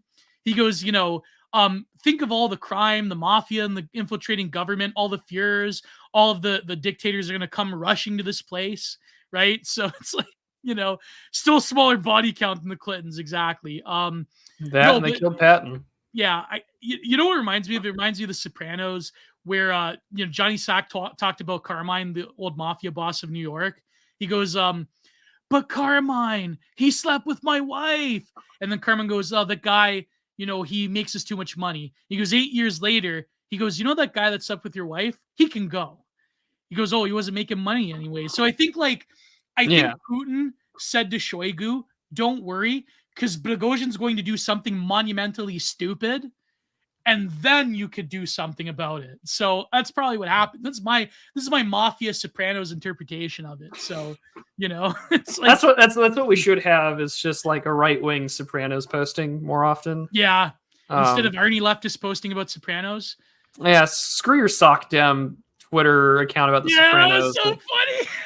Like, the Sopranos, this is the same thing where it's just like, oh, the Sopranos is like done by a bunch of left-wing writers, but like every time they try to make these people look bad, they just make the most like interesting characters I want to identify with. And if that's their goal, that's giving these morons way too much credit than I think that they're capable of. Yeah. Like Mad Men is a great example of this. It's paused as hell, but like who doesn't want to be Don Draper, you know? Yeah. Like who doesn't want to like reinvent himself and be like an advertising agency director and own the world? Aesthetics superseding the message. Yeah. Yeah, The Sopranos like keep your rifle by your side. Like we made our multi-ethnic like, you know, Pacific Northwest branch Davidians, but like actually they're super based and keyed. Like yeah. Sorry, you know. Sorry. Yeah. Charcoal Baguette. Don Draper, that's so good. Don Draper, yeah. I don't know. Marketing is a very powerful position. I wish I could be like marketing exec. I control the minds of millions of people. That's fucking based, you know. Like, is it true that the the Dilbert animated series? Is it true? The way that like Scott Adams portrays it, that marketing people are like stupid. They like, you know, they're bros. Some are, but most aren't. Yeah, most aren't. Yeah. Where are the Romans? You're looking at them now, you know, like looking at them, like, yeah. Keyed, you know. I don't. Masada, where are the Romans now? Hey, fuckface, you're looking at him. It's just they're standing there like for a moment. That was a brilliant scene. Brilliant scene by David Chase. Sterling Cooper was an objectivist. Well, I mean, like Mr. Cooper also had, you know, Sterling Cooper was an objectivist. Sterling Cooper, Draper Price. Anyways. Oh, is Scott Adams getting dragged again for being based or no? Scott Adams is literally a marketeer. Yeah, Scott Adams is good at what he does. But like Scott Adams is also like permabanned from Amazon, I think. Yeah. So like he's got his own issues. Oh, he'll probably beat it though. He's Scott Adams. Come on. Yeah. Any last things that we want to cover before the supers? Just, you know, sending power to Charles Haywood, our friend. And, you know, Trump is going to be surrendering at 7:30 p.m. Eastern. Oh, is that when they're going to indict Trump? That's I guess so. So I guess we're going to get the mugshot sometime between 7:30 and 8 p.m. Eastern. I hope it's kind of like those AI edits of Trump mugshots. They're already Twitter's full of them. Yeah. That Trump history account's been going wild. Yeah, the Trump history account. Yeah. Scott Adams had some interesting takes, but you can tell he's taking divorce from his 20-something wife who poorly. Yeah. Yeah, that is what it is. Yeah, give me Dark Adams where he's just like stay the fuck away from him and like women are evil and then like light cigarette, like bombs car, leaves. You know, I'll take Dark Dilbert. I'll take Dark Dilbert. You know, I say just get the fuck away. There's no fixing this. There's no fixing this. You can't fix this. If you're a white guy, get the fuck away. I'll always maintain, as much as he's like a cringe boomer. We're all here for the morning sip, and remember, get the away from them. You know, I'd watch that every day if he were like that. But like, alas, I will maintain that Dilbert, the animated series, is one of the greatest pieces of television that only had 2 seasons. It was going to have a third, but then he went down with the UPS ship. And for some reason, some legal bullshit, he can't remake that series ever again because of like the legal rights. Yeah. Like Dilbert, it was amazing. I still watch those episodes. I remember when I was a kid, I watched those episodes, man. Like it was amazing. Yeah. The Doobie episode, the Black Hole one. My favorite one, I can't remember my favorite one. I think my favorite was Albonia, like where Dogbert gets diplomatic immunity off of like a cigarette match pack, and he's like, you know, but yeah, I could go on forever. Maybe I'll review it one day. Dilbert the animated series. One day. Yeah, it wasn't Ethiopia. It was Albonia. It was supposed to be an Eastern. It's like that alongside honestly, like one season of the Drew Carey Show? Yeah. You know. No, I think I had 2 seasons. Maybe they kind of all blurs together. Carey, yeah. The Drew Carey Show. Hold on. How many seasons did it get? The Drew Carey Show. I'm on season 2 of almost. Oh, holy shit! 9 seasons. Yeah, 9 seasons. Damn, 233 episodes. Wow. I thought it was like one of those canceled things because like you can't get a hold of it, like ever. Yeah, I know you can't. You can't find it. I think because Ted Turner bought up the rights with Peachtree TV. So, or hold on, let's see. Maybe I could be wrong. I can watch it on Apple TV.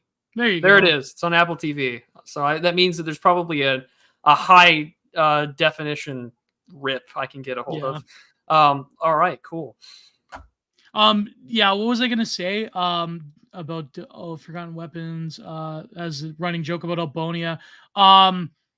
No, yeah, it was I'm at season 3 of BoJack, and I gotta say, like, It's the only show gonna is get worse. entertaining, but It gets worse. It it gets gets worse. worse. Yeah, yeah. Um, I yeah, I think, had like, no idea that Drew Carey ran throughout the entirety of the 90s. Because, like, I remember yeah, seeing it growing up and then, looking through clips and stuff. I had no idea that it ran for 9 seasons. Well, that's another show I'm going to have to watch in its entirety now. yeah. Langdon, UPN wasn't bad. I remember UPN. watching SmackDown on UPN. UPN also had Star Trek until Enterprise got Yeah, canceled. that's right. Yeah. Did you ever watch the Steve Didn't Harvey they also have show? Stargate? Yeah, That was on UPN because it was Canadian. Yep, that's Stargate. Yeah. Did you ever watch the Steve Harvey show back on Peachtree TV? No. The Bullethead, Romeo and Oops. Bullethead. I only knew him from Whose Line. Yeah, a lot of people Yeah. only know him from Whose Line Is It Anyway? And that show is Kino. That stuff's so good. But it was basically like Drew Carey getting all of his friends from the TV show to be like, all right, we're going to do an improv show for like 8 seasons. It was great. Yep. Yeah. That was my favorite thing on TV. The best was when the Buzz Beer thing. The sex jokes in the Drew Carey show they were immaculate. They have aged well. They have aged well. Yeah. Aged well. I don't even remember what happened either. I remember did he end up with the woman that was friends with them? I think so. Yeah. Gio remembering the side characters from the Steve Harvey show. Yeah. Yeah, Cedric the Entertainer was on Drew Carey. I feel like 90s sitcoms was just a place for the only person that does it now is what's his name? With all his friends in shitty movies. Adam Sandler. Adam Sandler's the only person who does it because 90s sitcoms was just like guys that wanted to do a show that had their friends on. Yeah, like the Drew Carey show or any other news radio. Yeah. And so it's just like the only person who does that now is Adam Sandler because he's kind of like independently wealthy, has his own studio, and he's like, I'm going to make a shitty movie and I want to have my friends on it because I can do that and I have the money and it'll still make profit because Adam Sandler's got like a cult for him. So yeah. Well, that's kind of like Trailer Park Boys because Trailer Park Boys, they were all integral to the mini film environment around Halifax, and so they knew each other, and then they created created this whole scene for themselves. And people don't remember it really was Mike Clattenburg that did a lot, but then of course there was legal disputes between him and Netflix, and he was all bitter about it, and so. And all those guys, they've been in other shows. If people remember Haven, that was a show. It had a lot of characters from Trailer Park Boys. It had Leahy on it. I believe Edge the wrestler was also on that show. My parents used to watch. There's a lot of little independent films. Like Ricky was in Hobo with a Shotgun. That scene was amazing. But yeah, there's that type of quality sitcom television. I remember coming home from school, you'd have Drew Carey show, Steve Harvey show. Futurama was after that. I think because I was waiting for Futurama to come on. I think that's probably why. But man, I watched a lot of television when I was a kid. Holy crap. I probably shouldn't have, but we all make mistakes. So true. True. Well, shall we get to the supers? All right. We're almost at 3 hours. What an outstanding viewership to see. We've had solidly 230 the entire time. But hey, the super chats are just as much of a discussion as they are. So be sure to use the Entropy link that is the pinned comment discussion alongside if you want to give Raja Mohan your money. Speaking of Indians, you can also do it through YouTube. But of course, Dagoth 2024, he's the only person that can drive the mongrel dogs of the Empire out of this great country. But before we get into that, the Digital Archipelago is sponsored by viewers like you. Your ongoing support both to Gio and myself via Substack, Subscribestar, Patreon.com, Buy Me a Coffee, PayPal, and numerous other links, including the Entropy one right down there. Your ongoing support makes this show possible and allows us to shitpost our way into merry merry times as the world continues to get darker and darker and darker. You're but all, nevertheless, all our sneed them away. Yeah. Please, Sneed, you're all our oomphies. We all love you. We all have a parasocial friendship with all of you. So we appreciate the friendship simulator. I'm going to start with the ones from Entropy first, and then we'll get onto the YouTube ones. I should get Entropy. Man. Someone was adding me earlier today, being like, "Tell Gio to get on Entropy, dumbass." Alrighty. So the first one is from Graham McCann for $5 US. Says, "Love your streams. Random silly thought. Planet of the Bass or Bass is such a good parody of Bass is a good parody of late 90s Euro EDM. They paid attention to a lot of the intricacies, takes me back to the late 1990s, and reminds me of when the Dreamcast was coming out. Great console." Yeah, I'm gonna have to go look that up. It's very postmodern music video in that sense. Yeah, I'm just gonna go open a new tab real quick. Look that up right now while I'm here. Planet of the Bass. Okay, cool. So I will have that looked at later. So the next one. See, you guys exposed me to all these cultural artifacts I know nothing about. Mike of Pole for $20 US. Thank you so much, sir. Oh wow, $20. There you go. Says, "I can't stay for the stream. Fixing the entirety of a dilapidated ghetto college today. On top of that, the debate has me shaking my fist at the sky." Frowny face. He says, "Take care, gents." Well, Mike Paul, good luck at fixing the entirety of that dilapidated ghetto college. Stay strapped. I hope it's not. Hopefully you don't get shot. Yeah. Yeah, I hope it's not an HBCU. Stay safe there. Favorite white guy out there. True working man. Also has read as much postmodernist literature as we have. Owen Zaleski for $3 US says, "Hello, gents. Hope that you are well. I'm very tired as school is starting up again. Prayers would be appreciated. Thanks for all the work that you guys do. Also, Gio, please get Entropy for your stream." So there's Owen telling you, with money, get Entropy. I should. But we'll keep you in our prayers, Owen. I know I have quite a few teacher friends at my parish, so they definitely are feeling the work of it all.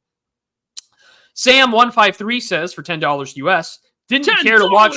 There you go. Didn't care to watch the debate either. All performative and doesn't mean much. The GOP is truly the stupid party. Yeah. Yeah. GOP delenda est. The G-slur old perverts. Yeah. Grand old perverts. Gay old perverts. Owen Zaleski again. Gay old perverts. Yeah, the GOP party like Dennis Hastert. Anyways. Oh, man. What is it with wrestling, you know? Yeah. There you go. But Owen Zaleski again for $3 US says, "Heading to work now, gents. Have a good rest of the evening. Love listening to your conversations and banter. Pluto is a planet. Katy Perry killed a nun, and the digital archipelago is real raw news." I should put that in the show description. Yeah, the real raw news of right-wing Twitter. The real raw news of the sector of the the real raw news of the YouTube sphere.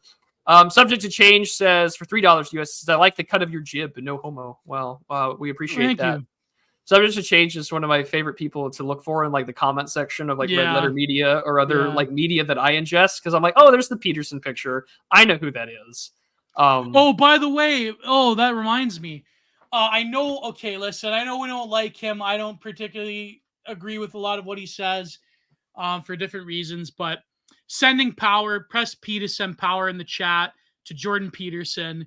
He's staring down the ghouls on the Ontario Psychology Board, and they're gonna give him this class of like media literacy class, social media literacy. Like, what kind of country do I live in? Honestly, send P to send power to Jordan Peterson. Hopefully, he films the whole thing like Ezra Levant did with the Human Rights Commission. But yeah, I hope he does. Yeah. I like, regardless of how you feel about Jordan Peterson, this is dangerous. This is terrible. This is disgusting. And I mean, stripping him of his license is probably more dignified than this. So I don't know. And remember, in Germany, the local judges that said no to like the lockdown and mask mandates, they got 2 years in jail just the other day. Yeah. So, yep. You mean that didn't work anyways? That people got sick anyways? Yeah, look at that. Oh, there you go. Yeah, many such cases. Or like the Asian cop, you're in the best position. Oh yeah, Floyd. Yeah, I can't before I go like absolutely insane. Yeah. Who started? Okay. So yeah, starting from the top, here are our super chats. Fishy Frenzy for £5 says, "Rip Billy Friedkin. Which film of his is each of your favorites? For me, it's The Hunted. Very tight action film with strong themes it commits to." Yeah, I have to look this up. For $5. Appreciate it, sir. Appreciate it, my friend. Let's see. He did. He was a director. I mean, he's known for The Exorcist the most. Oh yeah. Honestly, probably my favorite film of his is The French Connection. Oh yeah. I mean, I love The Exorcist, but I like I have a deep love for The French Connection. Yeah, So. Oh yeah. And he died only earlier this month on the 7th. Rules of Engagement, I like. I think like it was a quality film, especially it was pretty good. I mean, it was a very much Iraq War era film, but Rules of Engagement probably one of my favorites. He did documentaries. He did this was way back then. He did Alfred Hitchcock Hour back in the day. He did a few episodes or so. I would say I would have to say Rules of Engagement's my favorite. But R.I.P. to a legend. Absolutely. Glow in the Dark for $5 US says, GOP say we worship Trump as they worship Reagan and Lincoln while praising the leaders that are the antithesis of the base's values. Yeah, like they don't represent you. Oh yeah. Never have. $5. But yeah, no. $2 US again from Glow in the Dark says, Nurse Nightingale is the true right-wing woman icon. You mean like Florence Nightingale? Like, yeah. It was before Rules of Engagement was before the Iraq War, but it predicted the way things were going to go. Oh, sorry, it was post Somalia where they had that film. Yeah, but it pretty much kind of was. I mean, what happened with Benghazi? I mean, come on. Florence Nightingale's a fantastic example of what a woman can do in a role like that as a nurse, a nurturer, a statistician. Someone that revolutionized a lot of the medical understanding of the world around us. So, like, absolutely, I agree. He is the eunuch for $5 US. Says, $5. Trump is the best candidate to vote for, which is like saying he's the tastiest turd in the toilet. Politics is disgusting. Oh, so true. Yeah, politics sucks. It's nasty. I know Yiz has been more critical of Trump, but rightfully so. There are plenty of things to criticize him for. Like it's the problem with like Pedro that I was more critical of Trump during 2018. I want to be critical of Trump, but like, at what point are you just not a shill? That was my main issue. Oh, you mean Pedro? Accepting literal Antifa arguments. Yeah, I know. What a disaster! I can't wait to see Conquest's law of politics play out with Chronicles magazine in real time. Pedro has fallen. Put that in the chat. P for Pedro has fallen. Rose for $5. $5. Thanks for the keynote content as always, lads. Enjoy some bucks from the AdSense fund. Well, thank you. Thank you, Rose. Is Vivek Davisar, who's one of my favorite reply people on Twitter? He says, "Is Vivek some sort of prank from Yarvin?" I have said he is the H-1B mold bug. So yeah, he's a Silicon Valley. He's more of the libertarian. Reactionary side. He's what the Teal money could have bought, but they got it cheaper from India. Yeah. Like I personally think I have this crazy theory that if Blake Masters would have won Arizona, I think that we wouldn't have even been talking about Vivek. He would have been the guy. He would have been the guy. Yeah, if he had won the Senate, he probably would be the guy running. And he still could be to lead a new faction within the Republican Party. Yeah, you never know, right? I think Vivek, he's a smart enough guy to know that there's a lot of demographic issues against him. But I think that it's a major play into this faction growing within the Republican Party. TC, oh my God. Oh, T-Series Andrew Yang. That's pretty funny. I'm not going to lie. Yeah. Donnie DeWitt for $4.99 US. Musk putting a spotlight on the Boer genocide / general issues against white people. And dabbing on the ADL was based for him. That's true. If we could only bully Sargon into being based, we can do it to Elon. Yeah, the issue is that Elon is independently wealthy. Yeah, Sargon isn't. Sargon wasn't. And so like... Well, he kind of is, but yeah. I mean, Musk is a multi-billionaire and owns one of the most important avenues of the public square on Earth. I don't know if it is possible. I mean, you can, but I don't. he was telling people about the block button and things like that. He told James Woods to go delete his account if he's got an issue with it. So it's like the guy's got fuck you money. It's a little harder to bully people with fuck you money than it is. Unless they like redact him, but then everyone's going to know. So yeah, like I think you can push him, obviously, but yeah, I'm he's got FU money. That's the real deal.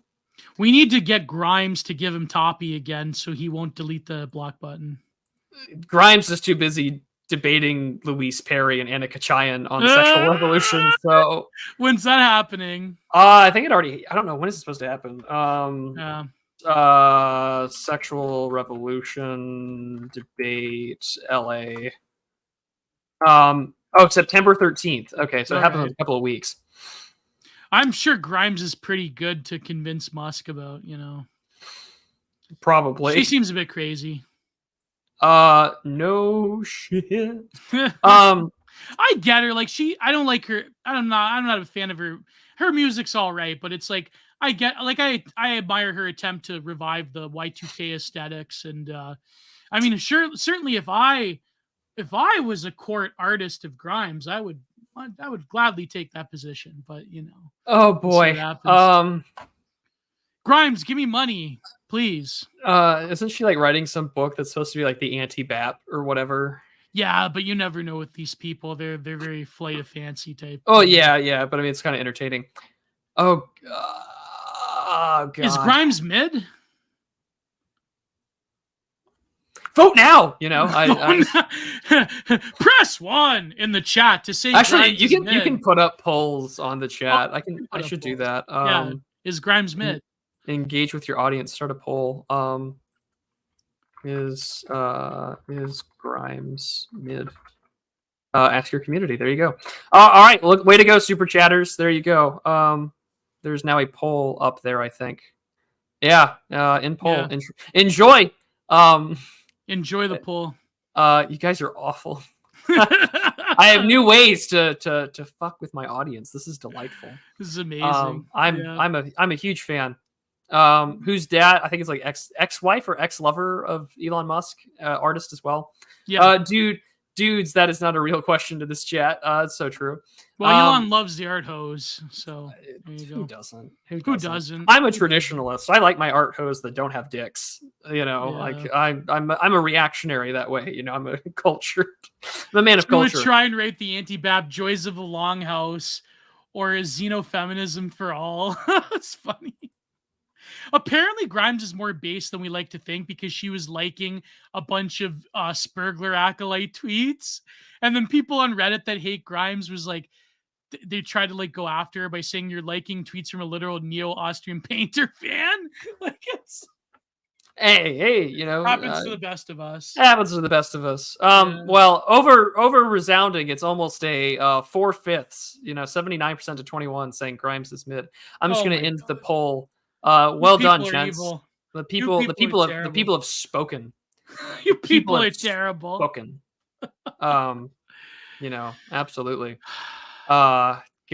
I'm not looking for. So this is from John Carter for $4.99 US. Oh boy. He saves the most ribald super chats for my channel. Oh God, Machiavelli sucks to go. I can't even put that one up on screen either. But John Carter says, Prude, would you rather jump on the bed while Gio was soaking or have Gio jump while you were soaking? Do you know what that means, Gio? With is the that Mormons? Where they jump on the bed to simulate motion? Yeah. Well, Gio has more weight, so let's not kid ourselves. But thank God neither of us are Mormon. Prude wouldn't have to do any work. Yeah.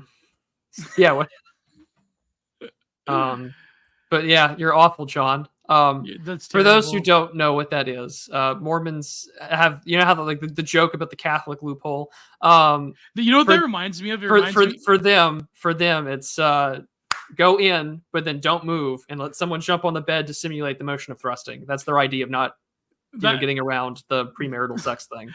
That reminds me of Gavin McInnes saying like, yeah, me and Shane Smith, we used to go to bed with chicks together. We used to sleep with we used to have 3 ways.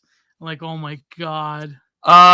Machiavelli sucks to go for $4.99. I'm not going to put the super chat up for obvious reasons, because when I listen to certain videos on my iPhone, the iPhone will spit out a message saying I listen too much on my iPhone.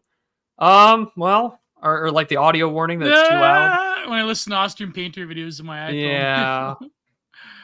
Oh, that's hilarious. Hugo GLZ56 for 50 Canadian pesos. Thank you, sir. Your $5 is greatly appreciated. He says, I outsource my ethical, political, moral, and spiritual judgments to the digital. Yeah, don't do that. Don't do that. Well, maybe there's a reason why I think of James 3 every time I do this, where teachers and people who talk about stuff get judged harsher. Michael Oxlong. I'll let $9.99. Salute to you, gents, but alas, there's grass that must be touched on this fine day. See you next time. Well, Mr. Oxlong, we'll see you next time, and we appreciate your patronage. Luthemplar for $5 US says, you may not be aware, but they already announced that they're deorbiting the ISS in a few years. She killed it. That was such a that was such a symbol of like post-Soviet, like post. It was the post all the space optimism of the 90s. Like we could take over. Destroyed by one woman, by another post-wall moment. Yeah, literally. Yeah. Again, he says for $5 US, I will say the vast majority of stories about astronauts are composites from several female astronauts. Well, then it's like actually true, because they're not going to lie. Like they have to protect the sisterhood. They're not going to lie about like, this one's actually really terrible. Like, so I don't know. Yeah. I mean, it's funny because the Russians, they were like had sympathy on the Americans, but then after a while they're like, she's too crazy. You can't use her toilet this doesn't work out, Yeah. Absolutely. Oh well. Whoa. Timothus 89 for $20. $20. Thank you so much. I'm happy to announce that my kid will not require surgery and his arm has made a full recovery. He has also been miraculously cured of his milk allergy. Thanks to all you fine gents for the prayers. God bless, friends. Well, praise God. What a wonderful. Bless you, Timothus. I'm so glad that your son doesn't need it. Hopefully our prayers and the prayers of the audience helped out last week. I believe he gave us a super chat about that. So. Yeah. So no, we're very happy to hear Timothus. That. God bless. Again, now we can drink milk too. That's true. He can embrace his identity in full.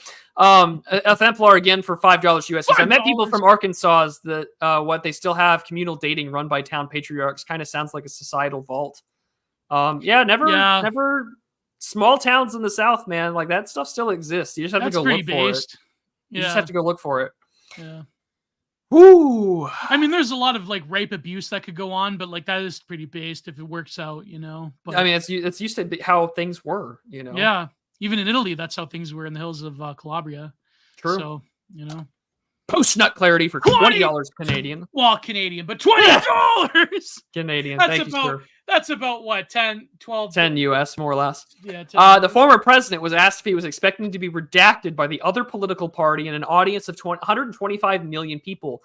All those hours listening to the History of Rome podcast have finally paid off. Yeah. I mean, it was rather interesting to see Trump play it like lackadaisy about like how bad the country is, whereas Tucker's like, bro, these people want to kill you. Yeah. He's like Civil War, Epstein, all these indictments, your poll numbers go up. They're going to have to kill you, bro. How do you feel about it? And Trump's like, Trump lacks some energy there. Trump's like, I think the American people, they got a lot of good things going. It's just like savages. The savages, they're lunatics. The left has gone completely insane. I think they hate the country, Tucker. And it's just like, and Tucker's like, bro, they want to murder you. They want to get rid of you. You realize this, right? Yeah. They want to kill you, That's the funny thing is just that like Tucker was more on point about it than Trump was. Like Tucker's like, they want to murder you.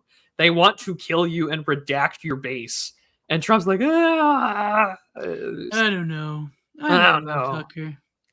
Jonathan Eubanks, $5 US says, God bless brothers, waiting for the Kali Yuga discourse to hit mainstream with Vivek. He's playing it. He's being such a chameleon because he's like, he is a practicing Hindu and was a part of a certain club in college. But he's like, God is real. And there are only two sexes, and it's just Saguna okay, Brahmin is real. Yeah. okay, buddy. Quote the Bhagavad Gita while you're up there, and maybe I'd take you more seriously. Just be honest. Yeah, quote the Dhammapada was up there. Just say namaste before you start the debate stage, and then just bitch slap, Chris Christie. I'd appreciate the honesty more. Yeah. But Martyr Maid, I know that people have some issues with him, but he had a really great point saying we would, if a white guy was saying what Martyr Maid was saying, we probably wouldn't know he existed. Yeah. And maybe, but I'm still not voting for him.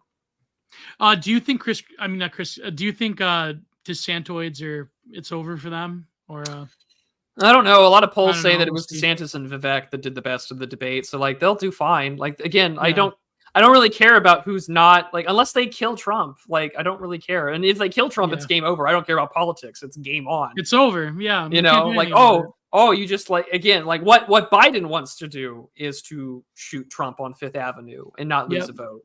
Yep. But they do that, all bets are off. All bets. Yep. Brent, it's true. Brent Taylor. It's never been so over. Yeah. It's never been so over. Yeah. That's true. Jack for $10 US says, gang. Is it okay for me to watch this show? Even though I'm not white, gang. Well, no, get out of here. No, I'm kidding. You can watch this show. Your patronage is fine. We appreciate it. We have people from all over. I think even people from Africa watch this show. I was we have a pretty both Gio and I have a pretty diversified viewer and patron backers. Half of my audience is from the Anglosphere. It's 52%. 48%, it's everywhere else. Yeah. Half is the Anglosphere, the rest is the rest of the world. So no, I don't. We even have women watching this show. Yeah, we even have women watching. So we're doing pretty well in these diversity quotas for the right. We're almost shit libs to that extent. Yeah, we have. My women respecting tilts me over. So true. Keep watching away, Jack. Don't worry, we don't hold it against you. Matt Rock for $2 says, "What if there was someone else in the ministry divest that killed him without Putin?" I mean, there's possibilities, but I think someone did it. I don't think it was an emergent accident. I think if we judge by Putin's response, he's been pretty, cool as a cucumber so far. So, nothing happens in the Kremlin without Putin knowing about it. Put it that way. I mean, they could probably have let it happen, but Prigozhin made a lot of enemies. So Putin either knew about it or he ordered it. So he has to have known who did it. If he, Fan Zhang for $5 US. Solidarity with the shampoo warlord. So true. We love our Charles Haywood. What shampoo brand does Charles Haywood control? I think he sold the company, but he invested. This is the funny story, and he's talked about it before. But he bought a failing shampoo company that catered to minority hair. Oh, so he didn't even make money from shampoo you and I would use. It was shampoo that black people would use. And he made money and he turned it around and made a successful business and is independently wealthy. And I applaud that success. Brent Taylor for $5 US says, "Prude, I can't get the visage of Toby Keith on a helicopter in Afghanistan out of my mind." Brent, it's over. You've woken up from your coma. It's not 2004 anymore. It's okay. I wish the world's a scary place. We're no longer in Afghanistan, but we kind of are. But Toby's, it's over. It's okay. Toby Keith's playing the state fair. Yeah. Yeah. El Templar for $5 US says, "I've always wanted to track the sitcoms universes with all the crossovers. Ray Romano visiting King of Queens, NCIS characters on the X-Files, etc. Well, don't forget, NCIS got itself started originally as a spin-off or crossover with JAG. Yes. So, the X-Files, JAG, and NCIS all exist in the same universe. Wait, Ray Romano visited King of Queens? Yeah, there was a crossover episode with King of Queens and Everybody Loves Raymond. You know who started that? Norman Lear back in the 70s, where all those sitcoms the Jeffersons went to All in the Family and stuff like that. NCIS became, it's probably good to say it became more popular than JAG, obviously. Yeah. I never could get into JAG. I didn't like JAG. My folks loved it. But yeah, it was a different kind of Navy show. We want a court drama procedure, but with all the cool, tech of the U.S. military. Yeah. Joshua Babi for $5. Circulation of elites happened in 2008. Trump was old America reasserting itself, hence the overreaction. Ukraine is new regime, first war. That's why it's important. Oh, yeah. 100%. Yeah, 100%. absolutely. That's a good observation. That's a really good take, actually. That's an outstanding observation. Prue And might have to steal that take. look at Josh there, fucking Giga Chad flexing right there. I love it. Absolutely. Did you hear me? I said Prude might have to steal that take for Substack. I may talk about that in a future episode of Prudent Observations, but that's a fantastic. It kind of was an older version of America reasserting itself again with Trump. It really was, because it was like, oh no, like it was like, hey, white man, you've been deindustrialized and replaced. We got to build a wall and kick him out. Yeah, basically. Bring manufacturing back to America. Yeah, absolutely. Yeah. Glass Bell for $2. What is your opinion on government mandated GFs? Well, I think Delicious Tacos has already told the story, and it doesn't end well. So. It's going to be Juliana Olivia. They're going to send it to you. So yeah, ain't gonna be if great. You're lucky if it's a real woman, because I believe that woman is real. The Zoomer girl. Could be worse. It could absolutely be worse.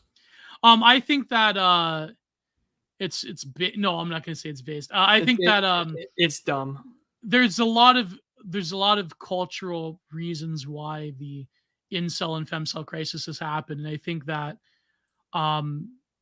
there's always been civilizations that have encoded some form of marriage bartering and matrimony as politics into their social framework. But in terms of working in our world, I mean, I can't see this happening. There's too many problems with it.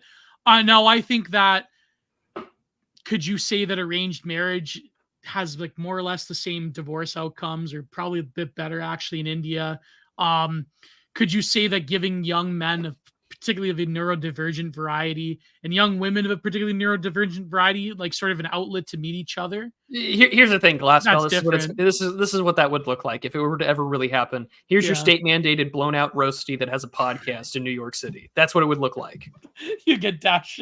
You get some. Hey, some people would love that, you know. I mean, listen. According to her, if you just count a certain ethnicity, she's never, she's got a pretty low body count. So you're good. I love it. No, listen, I love my GF. I don't care if any New York City. With Amplar for $2 US, says he just confused the number of genders and gods. So true. So true. Oh, and I say Vivek, not fake or whatever. I say Vivek because of the Elder Scrolls. I don't, I don't know what his actual pronunciation of his name is. Oh, Brittany Venti's not a roasty. Come on.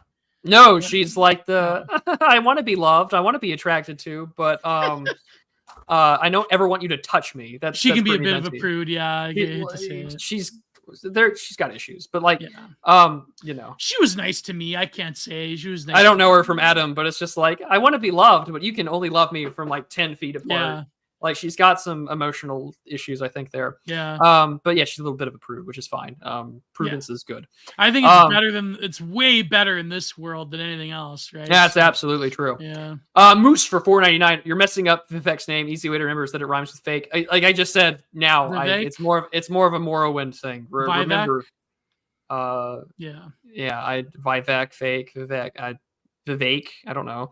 But remember, kids, it's Dagoth 2024. We will drive the mongrel dogs out of my country. That's the answer. Yeah. Look at Nudge Unit, Machiaventi. That's a good one. That's good. That's good. Yeah. John Carter 499. Future ISS crews will be exclusively Indian, as they alone are accustomed to the eternal smell of poo. Oh God, that's terrible. There's that article that's real, I think from the Guardian or whatever, where it was like Israeli stink bombs are too weak for India. Yeah.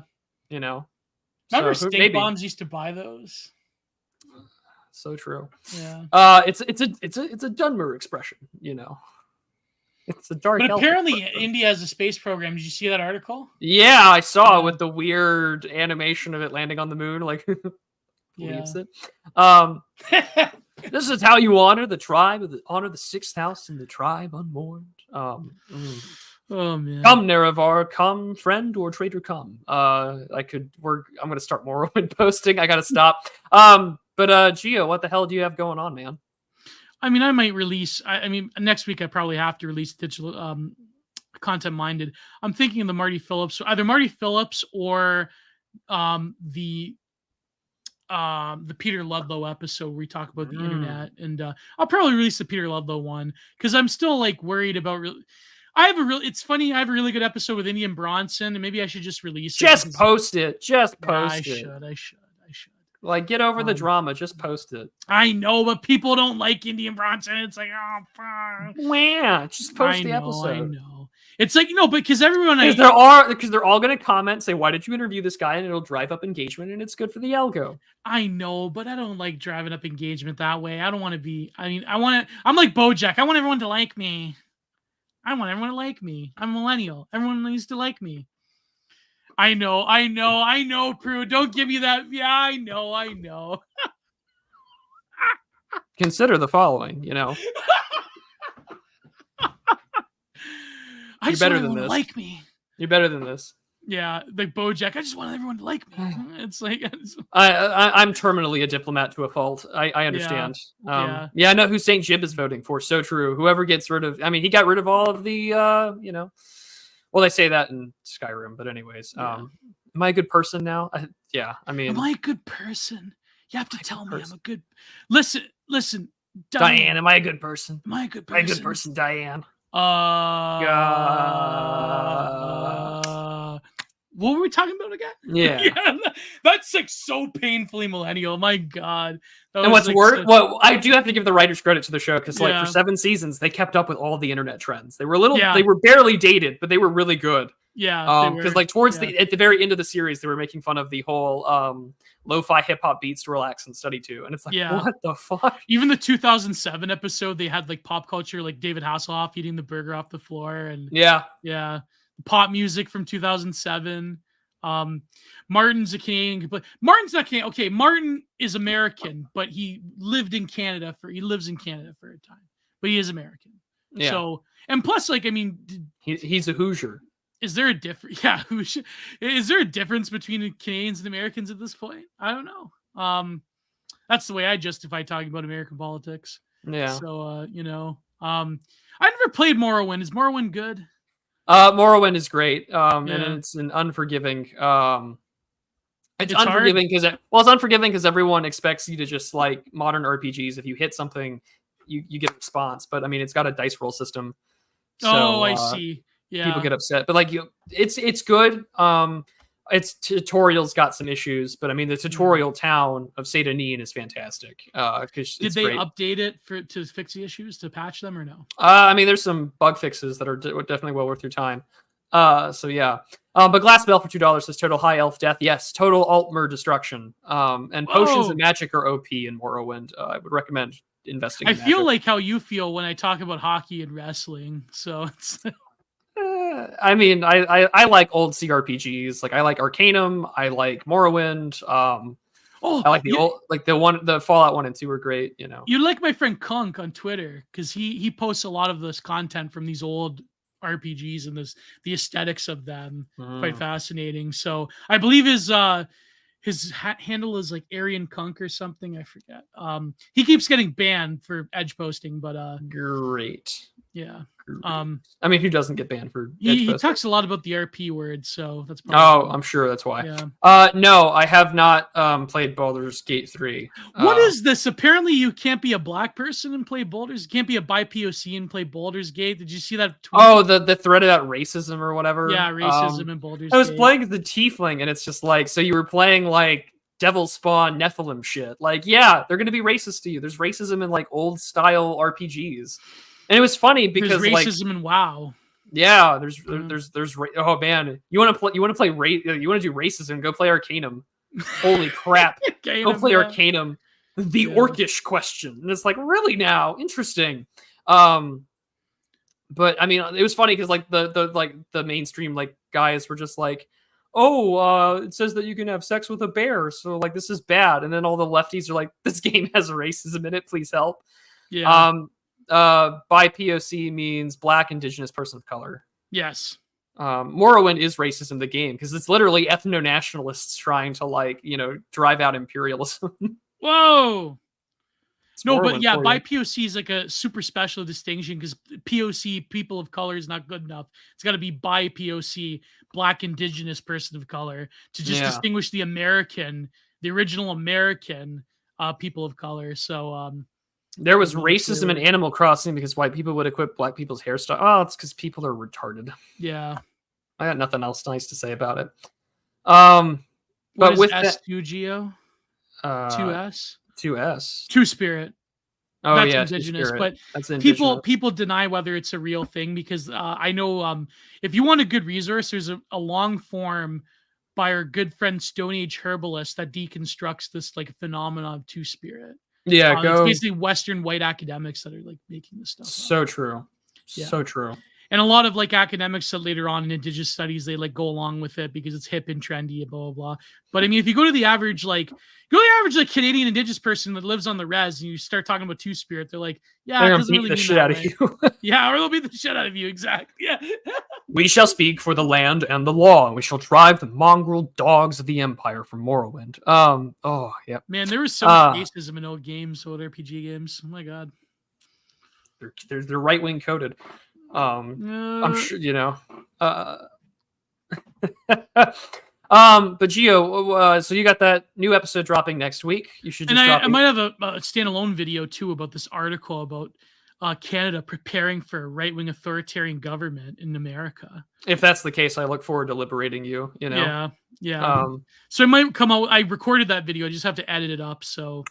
Yeah, so I've got a patron exclusive rant on FDR and sort of the reemergence of like political and ethnic breaks along like Catholicism, the Vivek Teal area, and some discussion on Sohrab Ahmari's book. I'm going to record my original review that I submit to the Mars Review of Books.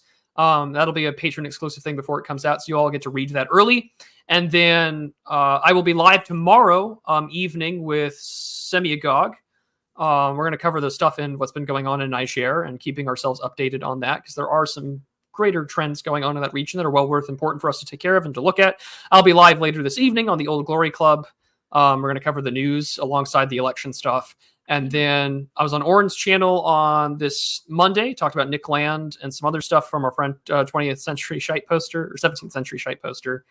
And then, yeah, it's been really busy. So tonight I'm recording with the War Report, so hopefully they'll come up by tomorrow or the next day. So there you go. Meet the parents. Meet the parents that Morrowind call my in-laws or in-laws. I love that. And then last but not least, I'm based in Tiber Septim-Pilled. So true. That was you got to get in on the Elder Scrolls lore, Gio. It's fantastic. I remember that one meme of Viper where it's like y'all cowards don't even like, and it was did you see that one? The Morrowind. Yeah. It's fantastic. That was funny. So y'all cowards don't even smoke crack. Yeah.